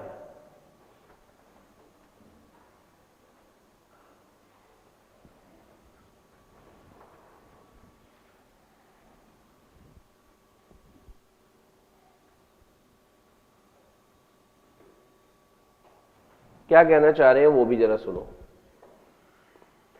कह रहे कोई भी डॉक्यूमेंट जो आपने भेजना है, किसको, एलएलपी को, उसके पार्टनर को या उसके डेजिग्नेटेड पार्टनर को। कह रहे कोई भी डॉक्यूमेंट, देखो पहला पॉइंट तो यही हुआ, हर एलएलपी का क्या होना चाहिए, एक रजिस्टर्ड ऑफिस होना चाहिए, so that all the communication and notice may be served, भेजे जा सके और वो लोग भी रिसीव। पहला पॉइंट समझ आ गया? दूसरा पॉइंट क्या है, अगर कोई भी डॉक्यूमेंट आपको भेजना है, किसको भेजना है, एलएलपी को भेजना है या उसके पार्टनर को भेजना है या फिर उसके भेजना है ना, तो वो आप कैसे कैसे भेज सकते हो, वो आप कैसे कैसे भेज सकते हो, बाय पोस्ट भी भेज सकते हो और बाय रजिस्टर्ड पोस्ट भी भेज सकते हो। समझ आ रहा है आपको? यस और नो? यानी अगर आपको कोई भी डॉक्यूमेंट भेजना है, कोई भी डॉक्यूमेंट अगर आपको भेजना है, यानी सर्विस ऑफ डॉक्यूमेंट अगर आपको करना है, किसको करना है सर्विस ऑफ डॉक्यूमेंट? एलएलपी को या फिर उसके या फिर डेजिग्नेटेड पार्टनर को। तो वो आप कैसे कैसे कर सकते हो? बाय पोस्ट भी कर सकते हो और बाय रजिस्टर्ड पोस्ट भी कर सकते हो। फटाफट से नोट करते हुए दिख पा रहे हैं आप। यानी अगर किसी भी पर्सन को क्या करना है बताओ? कोई भी डॉक्यूमेंट भेजना है, किसको? एलएलपी को, उसके पार्टनर को या डेजिग्नेटेड पार्टनर को। तो वो आप कैसे कैसे भेज सकते हो? बाय पोस्ट भी भेज सकते हो और बाय रजिस्टर्ड पोस्ट भी भेज सकते हो। देखो आपने देखा होगा कि अच्छा जब आप ऑनलाइन ऑर्डर मंगवाते हो कोई भी, तो आप ऑर्डर ट्रैक कर पा रहे होते हो या नहीं? वो रजिस्टर्ड होती है ना सारी चीजें। और एक आपने सुना होगा क्या कहते हैं, लेटर बॉक्स, उसमें आपने डाल दिया ये पहुंचा देना। तो कब पहुंची कहां पहुंची अभी तक आपको पता नहीं है। समझ आ रहा है आपको? मिली और आपको पता है एक रूल है, आप इंडियन पोस्ट को यानी जो भारतीय डाक खाने वगैरह ये सब है, आप इन पे कोई इल्जाम नहीं लगा सकते कि आपने भेजा और सामने वाले को मिला नहीं। समझ आ रहा है आपको? तो इनके ऊपर कोई इल्जाम नहीं लगा सकते। तो बेटर तो हमेशा यही रहता है रजिस्टर्ड पोस्ट हो या रजिस्टर्ड पोस्ट एक्नॉलेजमेंट ड्यू, सामने वाले ने रिसीव कर लिया, इसके साइन करवा कर भी आना। देखो आपके घर में कई बार चिट्ठी देने आते हैं तो आपसे क्या भी करवाते हैं, ये लो और इस पर क्या कर दो, वो और ज्यादा बढ़िया हो जाती है। पर लॉ ने कहा मिनिमम इतना तो आप करना ही करना। समझ आ रहा है आपको? यस और नो? ठीक है जी, दो बातें आपको सब कुछ समझ आ गई हैं। उसके बाद थर्ड बात, सर हमने अपना रजिस्टर्ड ऑफिस बनाया था, लेट सपोज हमने अपना रजिस्टर्ड ऑफिस बनाया था लेट सपोज पीतमपुरा में। अब हम अपना ऑफिस शिफ्ट करना चाह रहे हैं मान लेते हैं रजौरी गार्डन। तो क्या हम कर सकते हैं? तो जवाब आता है क्या? जी हाँ। बस जब भी कर रहे हो फिर आप ये बात किसको बता देना, यानी change the place of its registered office allowed है, मतलब आप अपना place of registered office change कर सकते हैं। बस इसके बारे में आपको नोटिस देना होगा, इन्फॉर्म करना होगा, किसको? रजिस्ट्रार को। ठीक है ना? और हम तब मानेंगे कि आपका ऑफिस शिफ्ट हो गया, तब मानेंगे जब आपने ये चेंज के बारे में रजिस्ट्रार को बता दिया है, नोटिस दे दिया है। नहीं तो हम मानेंगे नहीं कि वो चीज चेंज हो चुकी है। तो देखो, change in registered office, change in registered office basically place of registered office, change in place of registered office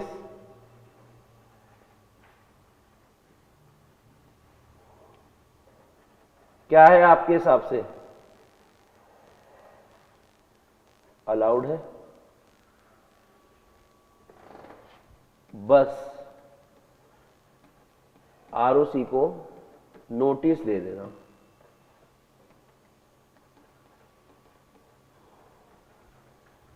बस आरओसी को नोटिस दे देना, सर अगर हम अपना रजिस्टर्ड ऑफिस नहीं बनाते या अगर चेंज हो जाता रजिस्टर्ड ऑफिस और उसके बारे में आरओसी को नहीं बताते, तो फिर बताओ क्या होगा?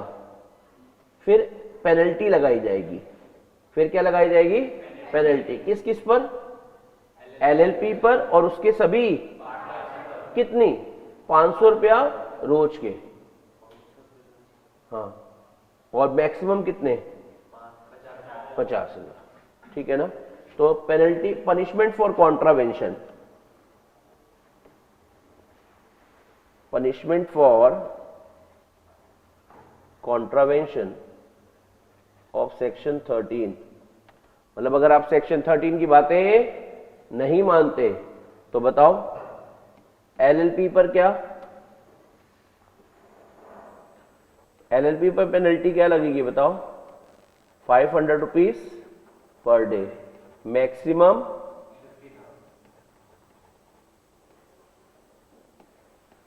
50,000। एवरी पार्टनर को भी क्या देने होंगे अलग से, 500 रुपीज पर डे और मैक्सिमम 50,000। हाँ जी, 11, 12, 13, 14 स्प्राइट हो गया। आओ फिर 15 की ओर चलते हैं। ये रहा 15। 15 में दो बातें कह रखी है। सेक्शन नंबर 15 नेम, आप बनाओ heading name. Section number 15, section number अपना क्या, 15 नेम।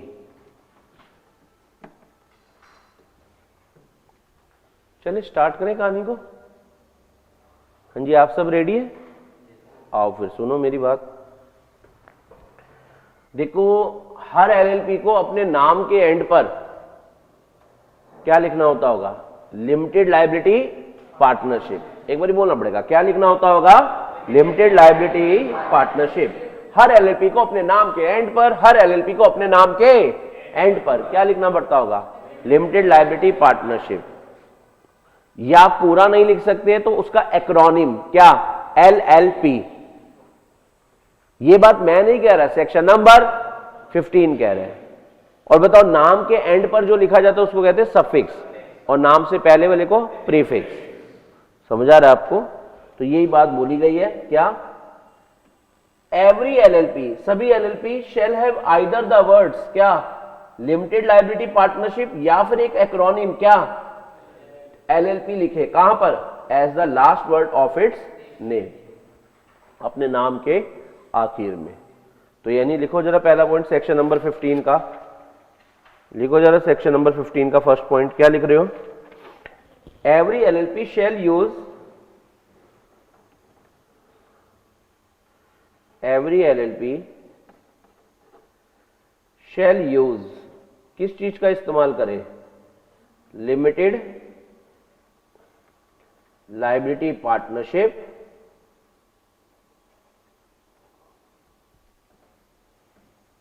लिमिटेड लायबिलिटी पार्टनरशिप, या फिर क्या यूज करे, एक्रोनिम शॉर्ट फॉर्म किया, एलएलपी एज सफिक्स, सफिक्स के रूप में। लिख पा रहे हैं आप सब? देख लो, कोई दिक्कत तो नहीं? ठीक है जी। सेकंड पॉइंट, सेकंड पॉइंट, पहला तो आपको समझ आ गया कि हर एलएलपी को अपने नाम के एंड पर लिमिटेड लायबिलिटी पार्टनरशिप या एलएलपी यूज करना है एज सफिक्स। स्प्राइट है first point. Second point, second point, जो एलएलपी है उसकी रजिस्ट्रेशन किस नाम से हो सकती है, सिर्फ उसी नाम से हो सकती है जो नाम सेंट्रल गवर्नमेंट के ओपिनियन में अनडिजायरेबल नहीं होना चाहिए। सेंट्रल गवर्नमेंट के नजरिए में वो नाम, समझ आ रहा है आपको? मतलब आप किस नाम से अपनी एलएलपी रजिस्टर्ड करा सकते हैं। देखो, आप बताते हो ना एलएलपी का नाम क्या है, ठीक है ना। तो आपको एक और बात बताता हूं, जब आप बड़े हो जाओगे, जब मैं आपसे दोबारा पैसे लूंगा, कब, इंटर में, तो आप मेरे पास जब लॉ पढ़ोगे तो मैं आपको बताऊंगा, सबसे पहले एलएलपी बनाने से भी पहले हमें ना आरओसी के पास जाकर एक फॉर्म भरना पड़ता है, e form RUN LLP reserve unique name. मतलब हमें एक ना एलएलपी से पूछना पड़ता है, क्या ये नाम अवेलेबल है, आपके पास ये नाम अवेलेबल है, और दूसरा अगर है तो हमारा ये नाम ना कुछ दिनों के लिए रिजर्व कर दो, 3 महीने के लिए। कितने महीने के लिए, मतलब ये नाम फिर अब किसी और को मत देना। तो यानी एलएलपी के डॉक्यूमेंट्स वगैरह जमा कराने से पहले भी हमें नाम के बारे में सोचना पड़ता है, और वो नाम अवेलेबल है या नहीं। तो रजिस्ट्रार चेक करेगा, क्या ये नाम किसी और का तो नहीं है, ये नाम, और कहीं ये नाम कहीं ये नाम सेंट्रल गवर्नमेंट के ओपिनियन में, नजरों में अनडिजायरेबल तो नहीं है, ठीक है ना, हमारे कोर्स का पार्ट नहीं है। जब आप बड़े हो जाओगे ना, इंटर में आ जाओगे, तो आपको जो मेरी बुक मिलेगी लॉ की, फाउंडेशन के कोर्स का पार्ट नहीं है, पर आप अच्छे बच्चे हो तो मैं आपको थोड़ी सी नॉलेज दे रहा हूं इंटर लेवल की भी। देखो कुछ नाम ऐसे माने जाते हैं जिनको सेंट्रल गवर्नमेंट ने क्या कहा, अनडिजायरेबल, ठीक है ना, जिनको सेंट्रल गवर्नमेंट ने क्या कहा, अनडिजायरेबल। जैसे the name shall be considered undesirable, जैसे उसके अंदर कौन से वर्ड यूज हो रहे हैं, उसके अंदर कौन से वर्ड यूज हो रहे हैं जो ऑफेंसिव नेचर के हैं, समझ आ रहा है आपको। तो सेंट्रल गवर्नमेंट कहती है ये वाला नाम हम आपको रखने नहीं देंगे। अच्छा, कुछ नाम के लिए यूज करने के लिए मना करा हुआ है, emblems and names prevention and improper use act, कुछ कानूनों में मना करा हुआ है। जैसे ट्रेडमार्क को लेकर भी कुछ क्या है, मना करा हुआ कि यार ये नाम नहीं आप यूज कर सकते, समझ आ रहा है आपको। अच्छा, और जैसे चिट फंड वाला नाम आप तब तक यूज नहीं कर सकते जब तक आप चिट फंड कंपनी नहीं बन रहे, समझ आ रहा है आपको। तो बहुत सारे नाम्स पर क्या लगाई गई है, रिस्ट्रिक्शन लगा रखी है। तो वो वाले नाम सेंट्रल गवर्नमेंट के नजर में क्या है, जैसे ब्रिटिश इंडिया आप अपने नाम में यूज नहीं कर सकते। ऐसी एक बहुत बड़ी लिस्ट है, ये देखो, देख रहे हो लिस्ट ये चलती जा रही है कि आप ये वाले नाम को यूज करना आपको अलाउड नहीं है, समझ आ रहा है आपको। ये सारे नाम सेंट्रल गवर्नमेंट के नजरिए में क्या है, अनडिजायरेबल। तो यहां पर एलएलपी को लेकर भी यही बात ही चल रही है, कोई भी एलएलपी किस नाम से रजिस्टर्ड नहीं होगी, जो नाम सेंट्रल गवर्नमेंट के नजरिए में क्या हो, मतलब सेंट्रल गवर्नमेंट ने बोला हुआ है भाई ये नाम नहीं तुम यूज कर सकते, तो वो नाम आपका नाम नहीं होना चाहिए, पहली बात। और दूसरा, आपका नाम जो आप रखने जा रहे हो अपनी एलएलपी का, जैसे एक एग्जाम्पल करते हैं, इन 3 बच्चों ने मिलकर सोचा हम एक एलएलपी बना रहे हैं, रिलायंस एलएलपी। तो बताओ आपको सुनकर क्या लग रहा है, रिलायंस एलएलपी सुनकर क्या लग रहा है, ये रिलायंस की है ऑर्गेनाइजेशन, जबकि एक्चुअल में रिलायंस की है या नहीं है। तो यानी इन्होंने रिलायंस की गुडविल शेयर कर ली, समझ आ रहा है आपको। इन्होंने अपनी एलएलपी का नाम रखा टाटा एलएलपी, आईपीएल बोल रहा हूं, आ रहे वाला है ना, टाटा एलएलपी। अब आप बताओ टाटा एलएलपी सुनते ही आपको क्या लग रहा है, यानी ये उनकी गुडविल शेयर कर रहे हैं, यस और नो। अच्छा, ये यहां तक आपको, तो यानी आपका नाम सीधी सी बात है आइडेंटिकल नहीं होना चाहिए, और टू नियरली रिजेंबल्स, बहुत ज्यादा मिलता जुलता भी नहीं होना चाहिए, किससे, किसी और एलएलपी से, किसी कंपनी से, या किसी के ट्रेडमार्क से, रजिस्टर्ड ट्रेडमार्क से। तो पहला पॉइंट आपको समझ आ गया। सेक्शन 15 ने 2 बातें कही हैं, सेक्शन 15 ने बेटा हमें कितनी बातें कही हैं, 2 बातें। पहली बात क्या कही है, हर एलएलपी को अपने नाम के एंड पर क्या यूज करना है, लिमिटेड लायबिलिटी पार्टनरशिप या एलएलपी एज सफिक्स। और दूसरी बात, कोई भी एलएलपी किस नाम से रजिस्टर्ड नहीं हो सकती, जो नाम सीजी के ओपिनियन में अनडिजायरेबल है, या जो नाम ऑलरेडी किसी और एलएलपी का है, कंपनी का है, या किसी रजिस्टर्ड ट्रेडमार्क का है। समझ आ रहा आपको। जैसे आप रखना चाह रहे हो एक नॉर्मल बात करते हैं, आप अपनी ऑर्गेनाइजेशन का नाम रख सकते हो लिम्का एलएलपी। तो लिम्का जो है वो रजिस्टर्ड ट्रेडमार्क है, किसका, कोका कोला। तो समझ आ रहा है आपको। तो कोका कोला कंपनी का रजिस्टर्ड ट्रेडमार्क है, आप वो नहीं यूज कर सकते, यस और नो। तो यही बात बोली गई है, तो आप लिखो no LLP shall be registered, no LLP shall be registered with the name, no LLP shall be registered with the name which is in the opinion of किसके, सीजी, क्या हो, पहला अनडिजायरेबल, पहला अनडिजायरेबल और दूसरा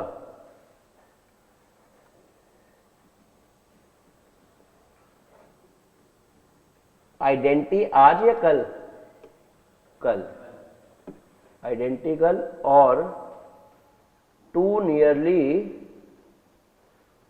रिजेंबल विद, किसके साथ, with the name of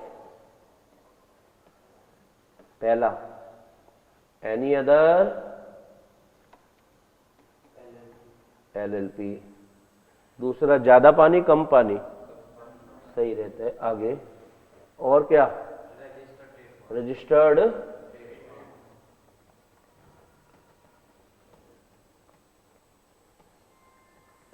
trademark, ठीक है ना, यानी किसी का रजिस्टर्ड ट्रेडमार्क है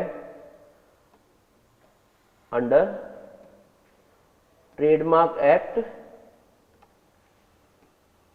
अंडर द ट्रेडमार्क एक्ट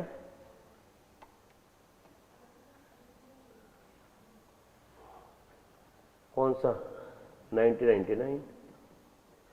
मेरे ख्याल से आपको सेक्शन 15 भी स्प्राइट है, हाँ जी स्प्राइट है। सेक्शन 15 तक समझ आ गया आपको, 11, 12, 13, 14, 15, 5 सेक्शंस अपने कर लिए हैं मॉर्निंग से आकर, ठीक है ना। अब हम चल रहे हैं सेक्शन नंबर 16 की ओर, रिजर्वेशन ऑफ नेम, गली नंबर 211। देखो आप सब आ गए हो तो मुझे बताना।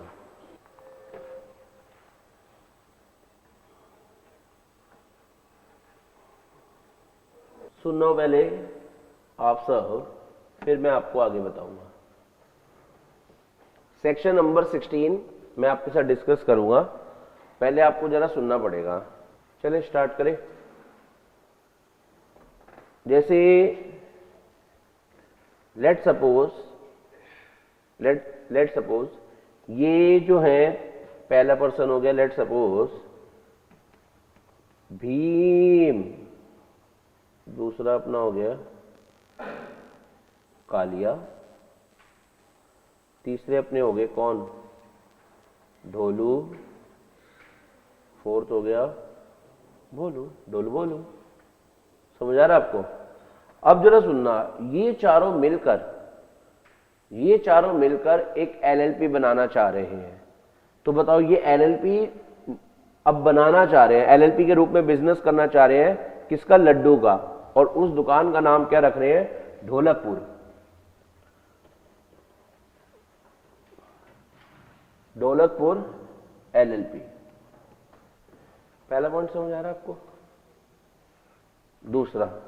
दूसरा केस, लेट सपोज ये हो गया, इसका नाम रखते हैं, चलो ये हो गया, चलो यो, ये इशू बॉय, और ये RAFTAAR, ठीक है। ये हाँ जरा सुनना, इन तीनों ने मिलकर एक एलएलपी बना रखी थी पहले, जिसका नाम था माफिया मुंडी।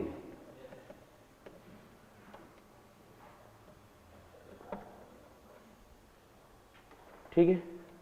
अब ये सोच रहे हैं कि यार हमें अपनी एलएलपी का नाम क्या कर लेना चाहिए, चेंज कर लेना चाहिए, ठीक है ना, और चेंज करके रख देना चाहिए ग्लोरी एलएलपी। समझ आ रहा है आपको? Glory LLP. मेरा आपसे एक सवाल है, आप रजिस्ट्रार के पास अपना नाम रिजर्व करवाने जा रहे हो, तो देखो आपको मैंने बताया था, ऐसा नहीं है कि आप स्टार्टिंग में जाते ही अपने सीधा डॉक्यूमेंट जमा कराते हो। सबसे पहला आपका काम क्या होता है, आप अपना पूछते हो रजिस्ट्रार से क्या ये नाम अवेलेबल है या नहीं। यहां पर जैसे भीम और कौन, कालिया, ढोलू बोलू, चारों कहां गए, आरओसी के ऑफिस में जाकर पूछा क्या ढोलकपुर एलएलपी अवेलेबल है या नहीं, तो उन्होंने कहा हाँ अवेलेबल है।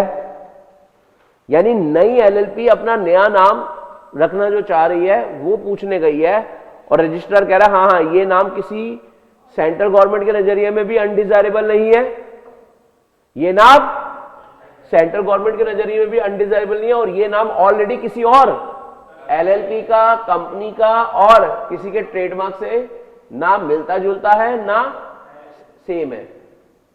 समझ आ रहा है आपको? तो देयरफॉर मैं आपका नाम रिजर्व कर लूंगा for how many months? 3 months. कितने मंथ्स के लिए? सिमिलरली मतलब नाम रिजर्व करवाने का मतलब हो गया आप रजिस्ट्रार को क्या है हो कि देखो अभी हम बाकी काम करने में हमें टाइम लगेगा, ये नाम ना आप अपने पास रख के लिख के रख लो, ये और किसी को। समझ आ रहा है आपको? ये सुनो है ना। सिमिलरली योयो, बादशाह, RAFT, रफ्तार, ये तीनों ने ऑलरेडी एक एलएलपी चला रहे थे। किस नाम से? माफिया मुंडीर। ठीक है जी। अब इन्होंने क्या करा जल्दी बताओ? अपनी एलएलपी का नाम चेंज करवा के रखना चाह रहे। तो चेंज करवाने से पहले इन्हें क्या करवाना पड़ेगा? अपना नाम रिजर्व करवाना पड़ेगा। नहीं समझ आ रहा? तो नाम रिजर्व कराने के लिए फॉर्म करेगा। अगर इनका नाम सेंट्रल गवर्नमेंट मतलब ये ग्लोरी एलएलपी सीजी के नजर में क्या नहीं होना चाहिए? अनडिजायरेबल, और ये नाम ऑलरेडी किसी और से नहीं मैच करता हो, तो फिर रजिस्ट्रार आपका ये वाला नाम क्या कर देगी? रिजर्व। तो रिजर्व कराने कौन कौन जा सकता है? अब आप पढ़कर मुझे बताना। नाम रिजर्व करवाने के लिए कौन कौन जा सकते हैं? आप नेम ऑफ प्रपोज्ड एलएलपी, होने वाली एलएलपी के लिए नाम रिजर्व करवाने जा सकते हैं, या फिर name to which a LLP proposes to change its name, यानी ऑलरेडी एक एलएलपी है वो अपना नया नाम रखना चाह रही है, तो उसके लिए आप पर्सन में अप्लाई किसको? To the registrar. किस लिए? For reservation of name. यानी कोई भी पर्सन अप्लाई कर सकता है रजिस्ट्रार के पास कि यार मेरा नाम क्या कर दो? रिजर्व कर दो। और ये पर्सन कौन से नाम रिजर्व करवाने जा सकता है? नई एलएलपी के लिए भी नाम रिजर्व करवाने जा सकता है, या पुरानी एलएलपी का नया नाम रिजर्व करवाने के लिए भी जा सकता है। और रजिस्ट्रार को अगर ऐसा लगता है कि सेक्शन 15 का कंप्लायंस हो गया है, सेक्शन 15 सबसेक्शन 2 का, सेक्शन 15 सबसेक्शन 2 का, वो था क्या? सेक्शन 15 सबसेक्शन 2 कि सीजी के ओपिनियन में वो नाम अनडिजायरेबल नहीं होना चाहिए और ये नाम आइडेंटिकल और नियरली रिजेंबल ना करता हो किसी और एलएलपी, कंपनी या रजिस्टर्ड ट्रेडमार्क से। तो अगर रजिस्ट्रार को ऐसा लगेगा ऐसा कुछ भी नहीं है, तो वो खुश होगा और आपका नाम रिजर्व कर देगा। For how many months? कि अगले 3 महीने तक ये नाम आपका, यह हम किसी को भी नहीं देंगे। ठीक से है? आ रही है समझ? बनाए फिर हेडिंग बनाए, रिजर्वेशन ऑफ नेम। ये एग्जांपल से हमें क्या समझ आ रहा है? आप नेम रिजर्व करवाने जा रहे हो। पहला न्यू एलएलपी के लिए, दूसरा पुरानी एलएलपी के नए नाम के लिए। पुरानी एलएलपी के न्यू नेम के लिए। आपको समझ आ रहा है या नहीं आ रहा? हेलो, आ रहा है ना समझ जो मैं कहना चाह रहा हूं? आप अपना नाम रिजर्व करवाने जा रहे हैं तो किस किस के लिए जा सकते हैं? समझ आना स्टार्ट हो गया मेरे ख्याल से आपको, है ना? आप नई एलएलपी के लिए भी जा सकते हैं और पुरानी एलएलपी के नए नाम के लिए भी जा सकते हैं। ठीक है, ये लिख लो, आपको अगली बार में समझने में आसानी होगी बहुत ज्यादा।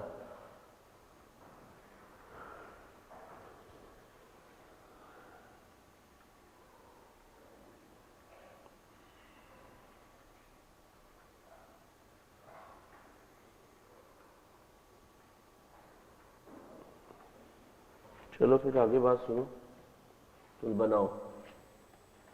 कुछ पर्सन क्या कर रहे हैं बताओ? रिजर्वेशन ऑफ नेम के लिए जा रहे हैं। तो रिजर्वेशन ऑफ नेम के लिए जो आपको फॉर्म भरना होता है, मैंने आपको बताया था क्या? ई फॉर्म। समझ आ रहा है आपको? लिखो जरा, आप कौन सा फॉर्म भरेंगे?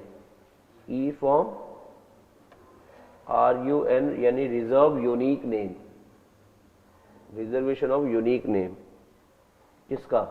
LLP का। इसके लिए आप ROC के पास जा रहे हैं और साथ में आप फीस भी भर रहे हैं, और ये आप क्या करना चाह रहे हैं? नेम कौन सी LLP का रिजर्व करना चाह रहे हैं आप बताओ? फॉर, अब ये पर्सन क्यों जा रहे हैं? रिजर्वेशन ऑफ नेम करवाना चाह रहे हैं।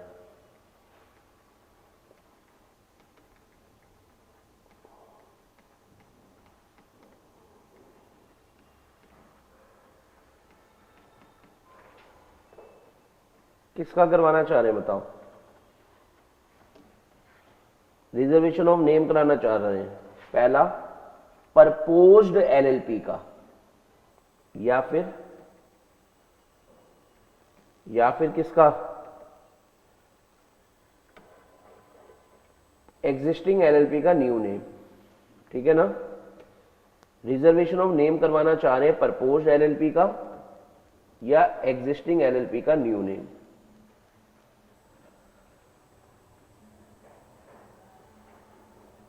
तो इसके लिए इन्होंने e form reserve unique name LLP और फीस जमा कराई है किसके पास? ROC के पास। और ROC इफ सेटिस्फाइड दैट, किस चीज से सेटिस्फाइड हो गया? That name mention in the application, name mentioned in the application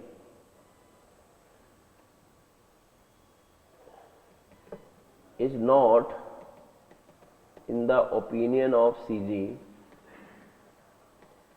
क्या? undesirable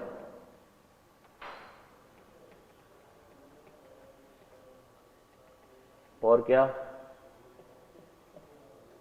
आइडेंटिकल और टू नियरली रिजेंबल, किसके साथ?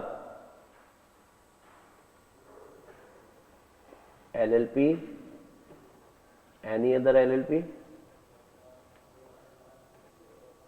कंपनी और कौन?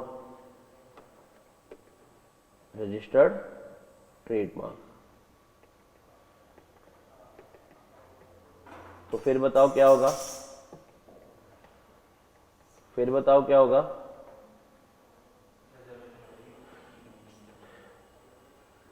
Then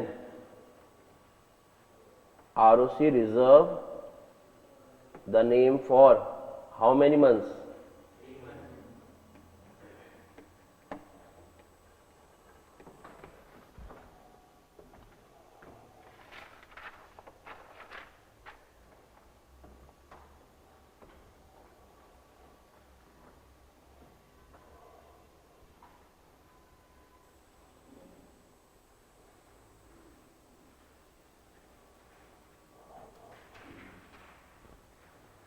यहां तक का पॉइंट समझ आ गया आपको? इसके बाद सेक्शन नंबर 17 करने जा रहे हैं। सेक्शन नंबर 17 करने जा रहे हैं, change of name of LLP। Section number 17, change of name of LLP।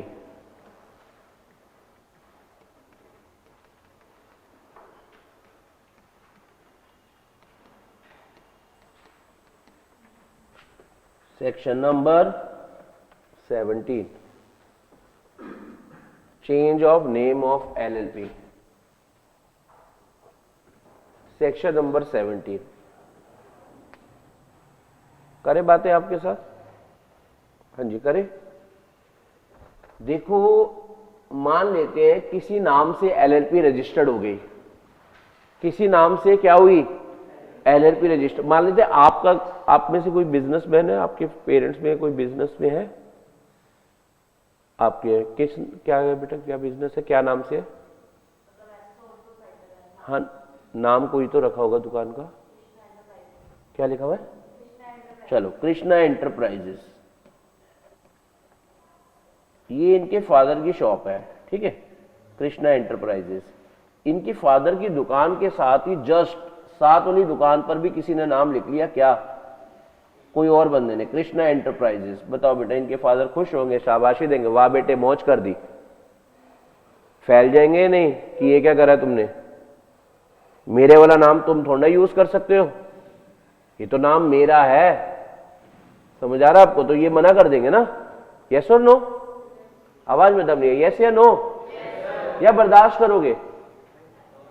हाँ जी, यही तो कह रहे हैं।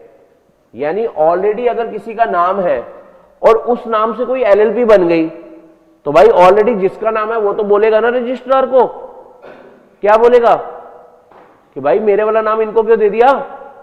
बोला तो हुआ है लॉ में, क्या कि अगर ये नाम किसी एलएलपी और कंपनी या रजिस्टर्ड ट्रेडमार्क से रिलेटेड होता है तो किसी को नहीं दे। तो रजिस्ट्रार कह रहा है भाई मेरे पे तो कोई सवाल उठा ही नहीं सकते, करनी है कंप्लेंट तो सीजी के पास जाकर करो। बोलो यस और नो? आवाज में दम नहीं है, यस या नो? तो यानी अब हम सीजी के पास कंप्लेंट लेकर जा रहे हैं कि हमारा वाला नाम आपके रजिस्ट्रार ने किसी एलएलपी को दे दिया है। समझ आ रहा है आपको? यस और नो? है ना?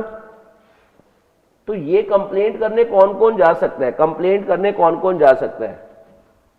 पहला, कोई एलएलपी कंप्लेंट करने जा रही है, ये कब जा सकती है? At any time. कंप्लेंट लेकर कब जा सकती है?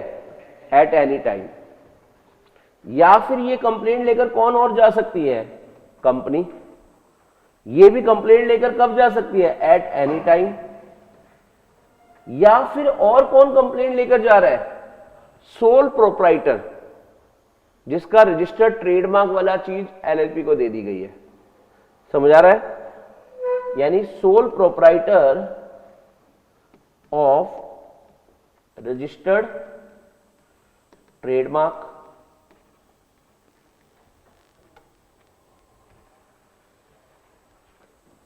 ये कब तक जा सकता है? ये कंप्लेंट लेके कि मेरा वाला नाम इनको दे दिया है।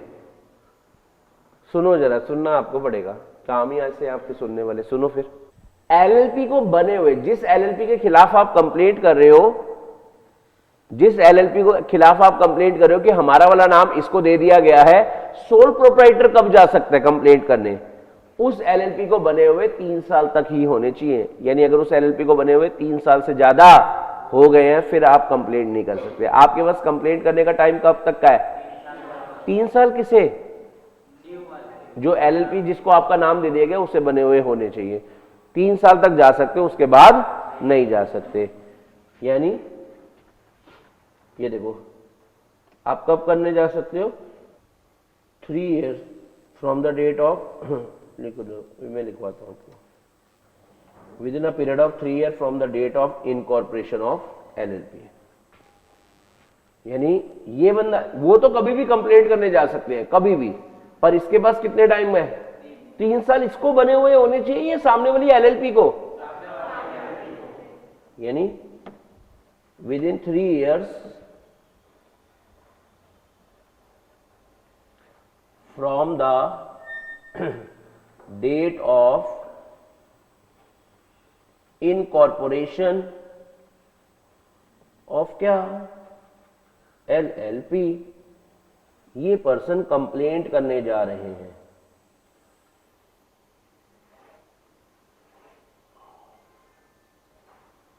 ये पर्सन कंप्लेंट करने जा रहे हैं। तो अब सवाल उठा, ये पर्सन कंप्लेंट किसको करने जा रहे होंगे बताओ? सीजी को।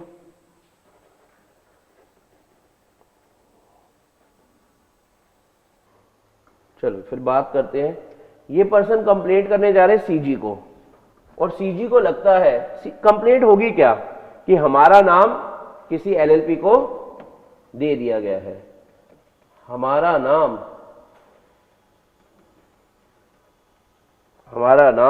इस एलएलपी को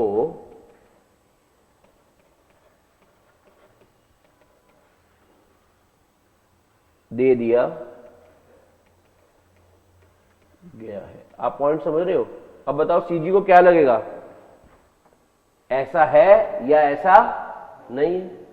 तो अगर लगता है सीजी को ऐसा है तो सीजी बताओ उस एलएलपी को क्या कहेगी कि अपना नाम क्या कर लो, चेंज कर लो। यार गलती से तुम्हें कौन सा नाम दे दिया गया जो ऑलरेडी किसी और का है, ठीक है ना। सीजी क्या, इफ सेटिस्फाइड किस चीज से, कि भैया कंप्लेंट से, if satisfied with the complaint, तो फिर बताओ सीजी क्या कहेगी, देन सीजी क्या देगी, ऑर्डर करेगी कि अपना नया नाम रख लो अगले 3 महीनों में, 3 महीने का समय देते हैं, अपना नया नाम बदल कर रख लो, यानी order for change of name, order for change of name within 3 months to LLP। समझ आ रहा है आपको। अब 2 सिचुएशन होगी, LLP या तो अपना नाम चेंज कर लेगी या अपना नाम चेंज, समझ आ रहा है आपको। देखो 2 चीजें होती है ना, या तो आप कहना मान लो या आप कहना मत मानो। जैसे मैंने आपको कहा होमवर्क कर लेना, रोज के 10 क्वेश्चन प्रैक्टिस कर लेना, प्रेजेंटेशन वीडियो देख लेना, तो कुछ लोगों ने क्या कहा, कहना माना, कुछ लोग अभी भी होंगे जिन्होंने नहीं माना। समझ आ रहा है आपको। तो वही वाली बात है, ऐसी हमने सीजी ने किसको कहा, LLP को कहा कि अपना नया नाम रख लो भैया अगले 3 महीने में, तो कुछ ने रख लिया और कुछ ने नहीं रखा। यानी पहला केस क्या आ गया बताओ, LLP ने विद इन 3 months अपना न्यू नेम रख लिया। और बताओ दूसरा क्या, नहीं रखा।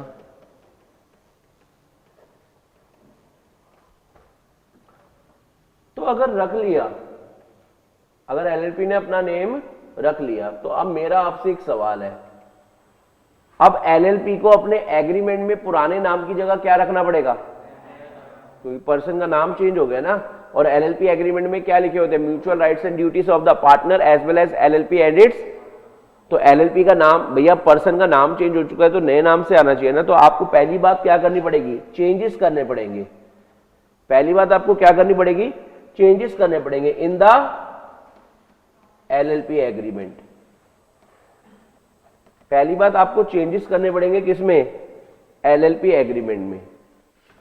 और दूसरी बात देखो, where an LLP changes its name and obtain a new name, तो it shall within the period of कितने days, 15 days from the date of change give notice of change to the registrar along with the order, who shall carry out necessary changes in the certificate of incorporation and within 30 days of such change in the certificate of incorporation such LLP change its name in the LLP agreement। तो आप समझ आ रहा है आपको। तो आपको एक तो LLP एग्रीमेंट में नाम चेंज करना पड़ेगा और विद इन कितने दिन, विद इन 15 days LLP क्या करेगी, ROC को इन्फॉर्म करेगी about new name, about new name, ठीक है ना। और साथ में आपको क्या भी जमा कराना पड़ेगा, copy of order of CG कि हमने इनकी वजह से करा है। और ROC फिर आपको क्या करेगा, issues new certificate of incorporation with पुराना नेम न्यू नेम। और बताओ ये न्यू नेम मिलने के क्या, with in 30 days, new name मिलने के विद इन कितने डेज, आप क्या कर लोगे, अपने LLP एग्रीमेंट में भी नया नाम रख लोगे। आ रहा है कुछ समझ या नहीं आ रहा, पहले ये बताओ। सर अगर LLP ने अपना 3 महीने में नाम चेंज नहीं करा फिर क्या होगा, तो जरा सुनना, सीजी कह रही है कोई बात नहीं मत करो चेंज, हम आपका नया नाम रख के आप रजिस्ट्रार को इन्फॉर्म कर देंगे और रजिस्ट्रार आपको नया सर्टिफिकेट बनाकर भेज देगा। समझ आ रहा है? और अगर आपको हमारे द्वारा दिया गया नया नाम पसंद ना आए तो आकर चेंज करा लेना। हमने तो आपको बोला ही था चेंज कर लो, पर अगर आप नहीं कर रहे तो कोई बात नहीं, हम आपका नाम नया रख के दे देते हैं और ऐसा नाम रखेंगे आप याद रखेंगे। फिर आपको आना ही पड़ेगा क्या करने, चेंज कराने। तो देखो हम देखो पहली ऑप्शन तो बंदा ऐसे ही देता ना, होमवर्क कर लो होमवर्क कर लो होमवर्क कर लो, फिर तुम्हें पता ही है फिर अगला स्टेप थोड़ा सा खूंखार वाला होता है। तो फिर अब बताओ क्या होगा, सीजी अलॉट्स अ न्यू नेम, किसको, टू एलएलपी। तुमने नहीं रखा कोई बात नहीं, हम तुम्हारा नाम रख देते हैं। हाँ समझ रहे हो आप बात। और इन्फॉर्म कर देगी किसको, टू आरओसी, और रजिस्टर एंटर कर लेगा क्या, रजिस्टर क्या कर लेगा, रजिस्टर क्या कर लेगा, shall enter new name of the LLP. Registrar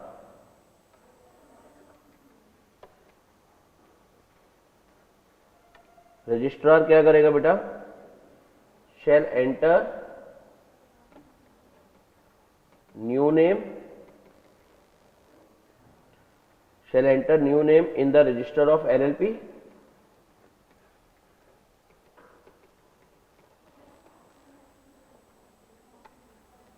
in the register of LLP। Register एक नया नाम एंटर डाल कर देगा कहां पर, रजिस्टर ऑफ एलएलपी में, ठीक है ना। एंड और क्या इश्यू कर देगा, फ्रेश सर्टिफिकेट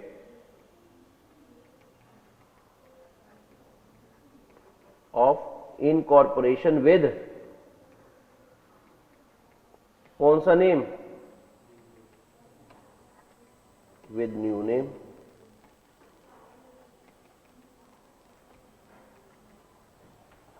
और अगर आपको इस बात से क्या है दर्द डिस्को, मतलब ये नया नाम आपको पसंद नहीं आया, तो आपको तो हम बोल ही रहे हैं, आप अपना नाम बाद में जाकर क्या करा सकते हो, चेंज करा सकते हो in accordance with the provision of section 16।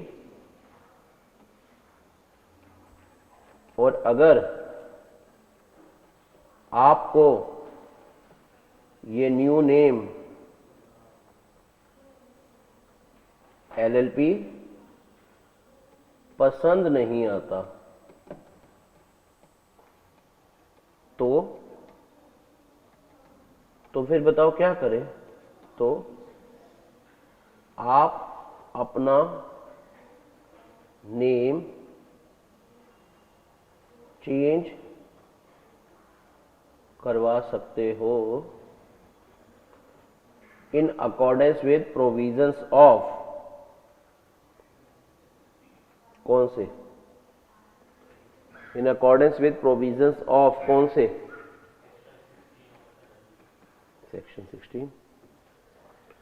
क्या आपको 11 to 17 अभी तक की बातें समझ आई हैं या नहीं आई? ठीक से फिर ऐसा करते हैं, पहले आप नोटिंग कंप्लीट कर लो, फिर हम एक डिफरेंस करते हैं। आपको पता है मैंने कभी अभी बात सुनी एलएलपी और पार्टनरशिप में, वो बात बताऊं क्या कहती है, ये दोनों आपस में लड़कर एक दूसरे को कह रहे हैं अब हमारे में बहुत डिफरेंसेस आ चुके हैं, अब वो वाली बात नहीं, फैब आने वाले आपको पता ही है। तो पार्टनरशिप फर्म और एलएलपी एक दूसरे को कह रहे हैं अब हमारे में बहुत डिफरेंसेस आ चुके हैं। तो बताओ बेटा, जब आपको पता चले कि इनके रिश्तों में काफी डिफरेंसेस आ चुके हैं तो आपका जानने का मन भी करेगा वो डिफरेंसेस कौन कौन से हैं। आओ फिर मैं वही पढ़ाता हूं आज आपको, ठीक है ना। आपका भी मन करेगा भाई क्या डिफरेंसेस आ गए, ऐसी क्या बातें हैं जिसकी वजह से ये अलग अलग हो गए। तो यानी हम पढ़ने जा रहे हैं डिफरेंस बिटवीन, मतलब आपके अंदर भी थोड़े बहुत गली की चाची वाले फीचर आ रहे हैं, जान ले क्या हो रहा है? एलएलपी और पार्टनरशिप फॉर्म में डिफरेंस करने जा रहे हैं। आप सब मुझे मिलेंगे गली नंबर 212 में, क्योंकि ये गली आपको कह रही है मेरा दिल ये पुकारे। अच्छा जी, फिर आ जाओ। डिफरेंस बिटवीन एलएलपी और पार्टनरशिप फॉर्म करने जा रहे हैं। डिफरेंस बिटवीन एलएलपी और पार्टनरशिप फॉर्म करने जा रहे हैं। ठीक है, पहले ना ये निमोनिक लिख लो आप। महेंद्र सिंह धोनी ने आरसीबी पर फौरन चाकू और 2 लाते मारी। आप समझ रहे हो? और इससे आपको क्या याद हो जाएंगे, ये सारे बेसिस याद हो जाएंगे। ठीक है, तो आप पहले लिख लो।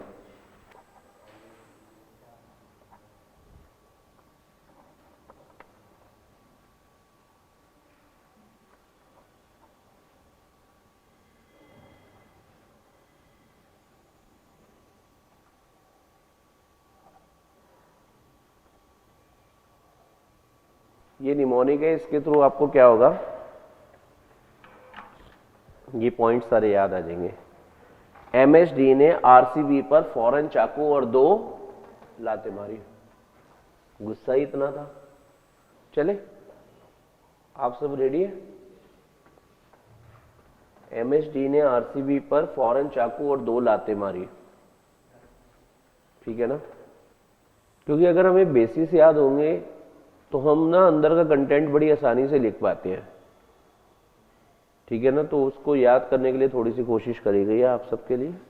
Done done done done.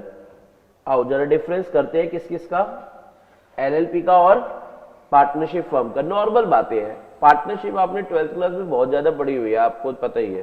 ठीक है ना? पर कोई बात नहीं, जो जो रेलेवेंट चीजें मैं फिर भी डिस्कस करूंगा आपके साथ। देखो, एलएलपी पर कौन सा कानून लगता है? LLP act 2008। और पार्टनरशिप, जो पुरानी वाली पार्टनरशिप जो 12th क्लास में आप पढ़ते थे, उसके ऊपर द इंडियन पार्टनरशिप एक्ट 1932। क्या आपको पहला डिफरेंस समझ आ गया? अच्छा, बॉडी कॉर्पोरेट आपके हिसाब से कौन है और कौन नहीं? एलएलपी है, पार्टनरशिप फर्म नहीं है। ये आप भी टिक क्रॉस साथ साथ बनाएंगे, एंजॉय करते हुए नहीं बैठेंगे। हाँ कर लो पहले, ठीक है ना? साथ साथ नोटिंग आप भी करेंगे।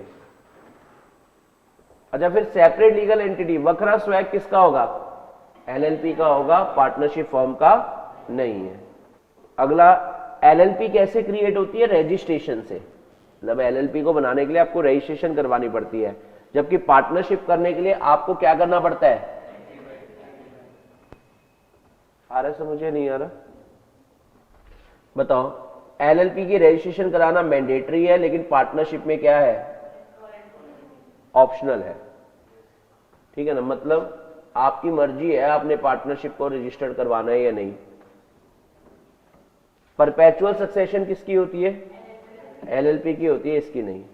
हर एलएलपी को अपने नाम के एंड पर, हर एलएलपी को अपने नाम के एंड पर क्या लिखना पड़ता है? सफिक्स। क्या?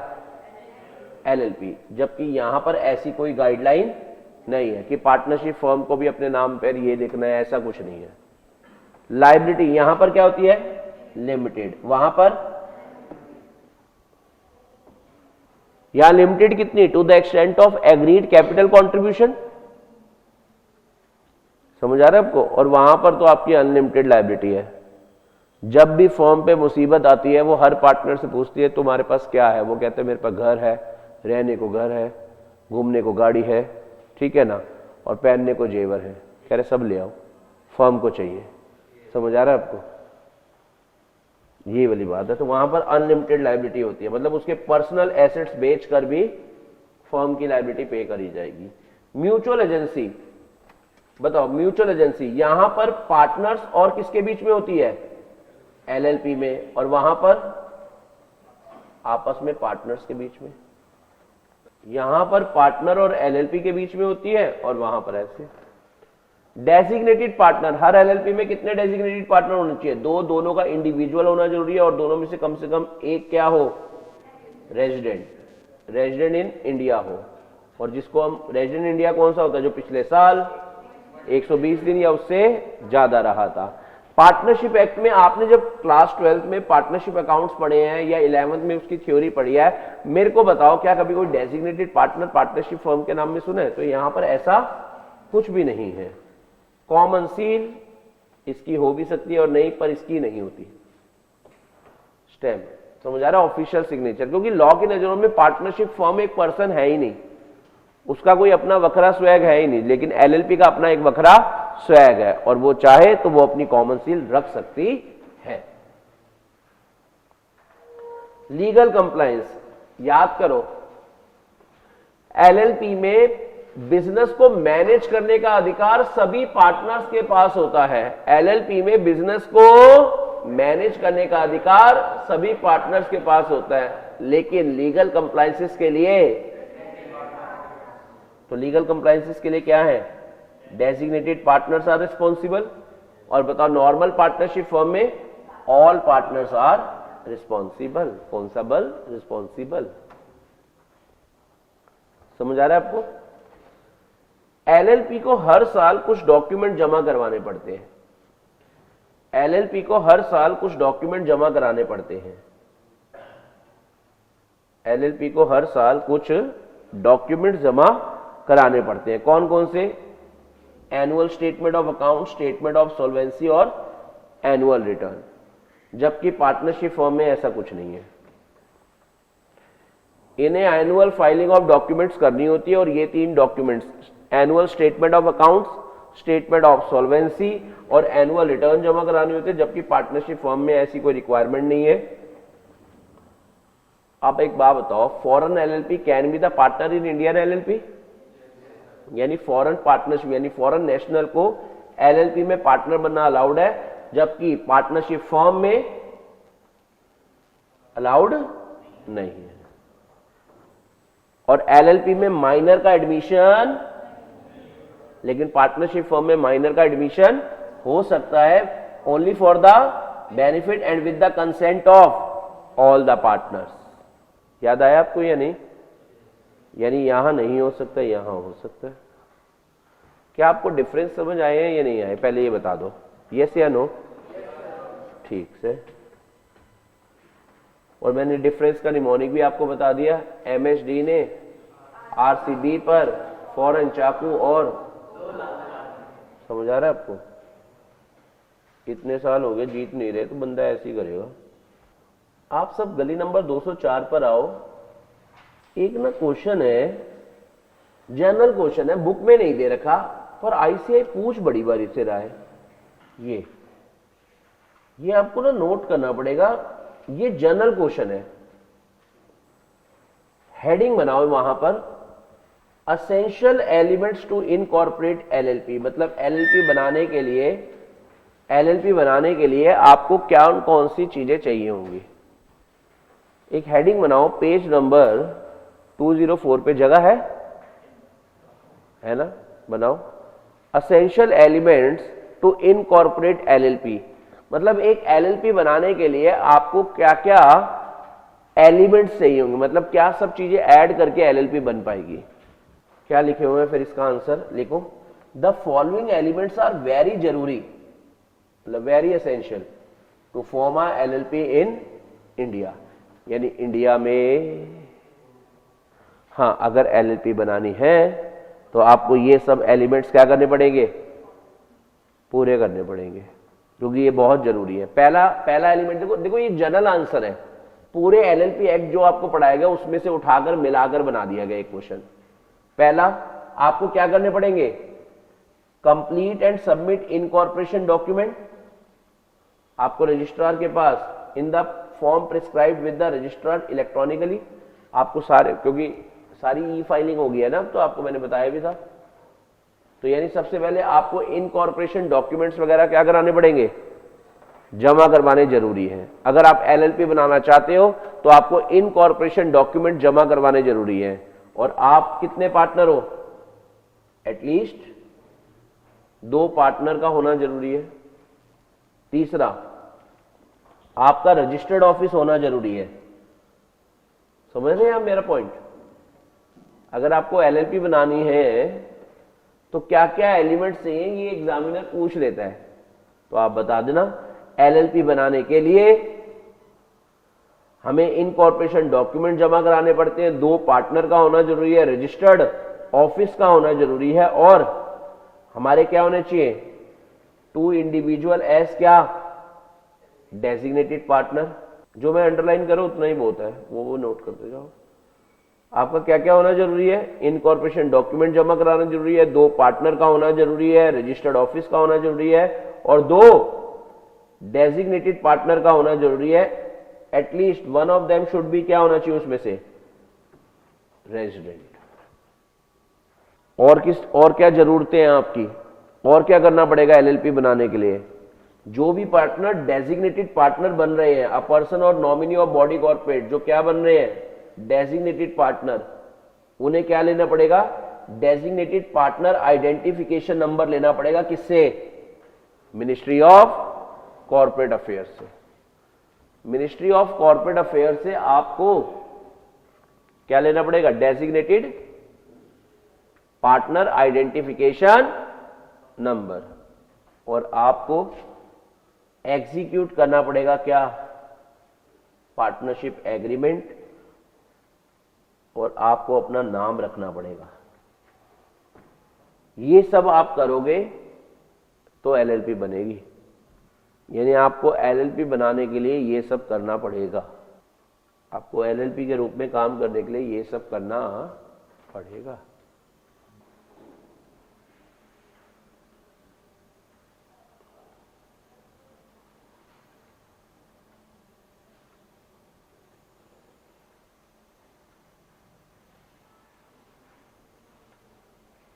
अच्छा, एक और क्वेश्चन है,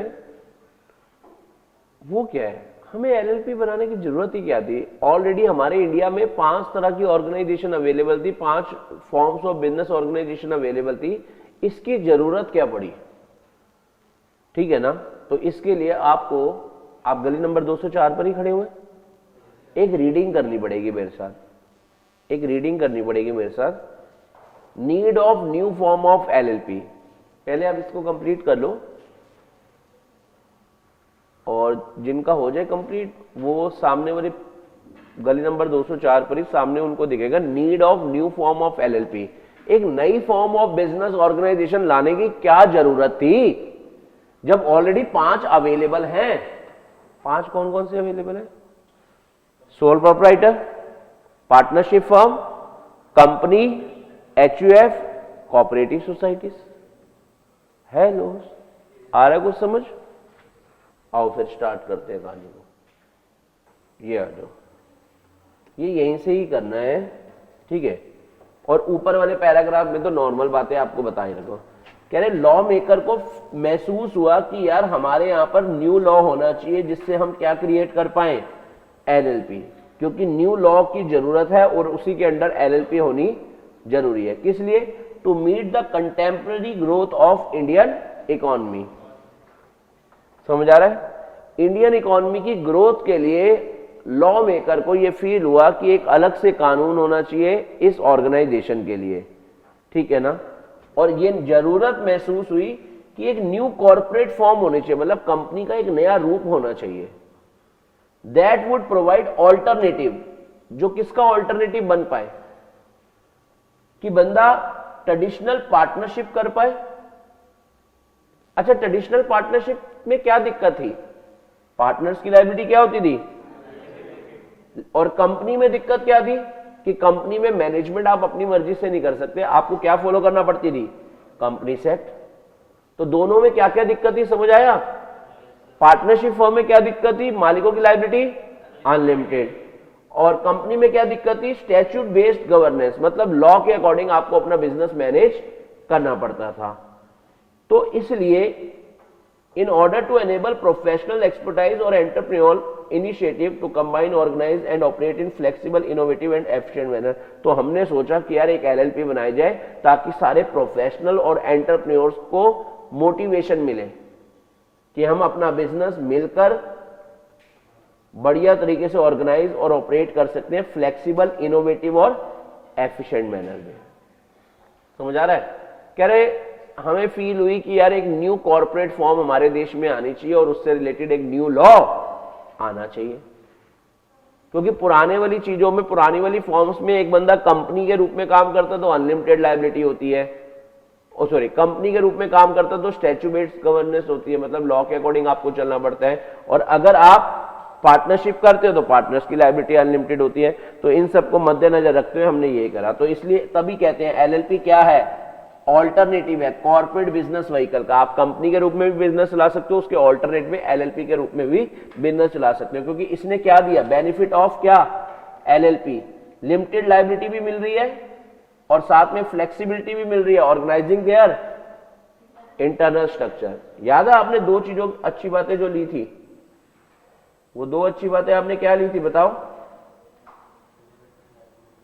दो अच्छी बातें आपने क्या ली थी बताओ एलएलपी बनाने के लिए। अच्छी बातें क्या थी, यहां पर देखो flexibility in organizing their internal structure, और यहां पर क्या, लिमिटेड लायबिलिटी। यही दो अच्छी बातें आपको लगी थी, वो आपने ले ली। द एलएलपी फॉर्म्स, ये LLP form enable entrepreneur, professional and enterprise provide service of any kind, engage in any scientific और technical discipline। मतलब LLP कह रही है आप कोई भी काम करो, एंटरप्रेन्योर बनकर काम करो, प्रोफेशनल बनकर काम करो, सर्विसेज देने वाला काम करो, साइंटिफिक काम करो, टेक्निकल काम करो, आपको बहुत बढ़िया ये एफिशिएंट बना दिया है। फ्लेक्सिबिलिटी भी है, आप अपने अकॉर्डिंग काम कर सकते हो। और ज्यादातर LLP कौन सी ऑर्गेनाइजेशन को सूटेबल होते हैं, ये लाइन आपको याद होनी चाहिए बस, बाकी सब तो हमने जो पढ़ा हुआ वही है। दोबारा, एलएलपी सूटेबल व्हीकल किसके लिए, फॉर स्मॉल एंटरप्राइजेस और इन्वेस्टमेंट बाय वेंचर कैपिटल। जैसे एक बंदा पैसा लगाना चाहता है और एक बंदा दिमाग, वो कहता है मैं चला लूंगा बिजनेस, तो एक बंदा कहता है पैसे लगाते हैं मिलकर चलेंगे। वेंचर कैपिटल और इसके लिए बहुत ज्यादा सूटेबल है। बोलो समझ आया आपको या नहीं आया, यस और नो, ठीक है ना। तो इसके अंदर मेन ये लाइन इंपॉर्टेंट है और ये लाइन मुझे इंपॉर्टेंट लगती है, एनेबल प्रोफेशनल एक्सपर्टाइज, और ये सब मिलकर काम कर पाएंगे। बाकी सब तो वही है जो हमने मीनिंग में पढ़ा हुआ है ना। बोलो यहां तक का पॉइंट समझ आ गया सभी बच्चों को, ठीक है ना। तो आज के लिए इतना ही, आप सभी साथ के साथ प्रैक्टिस करेंगे और जरूर करेंगे, और जो रोज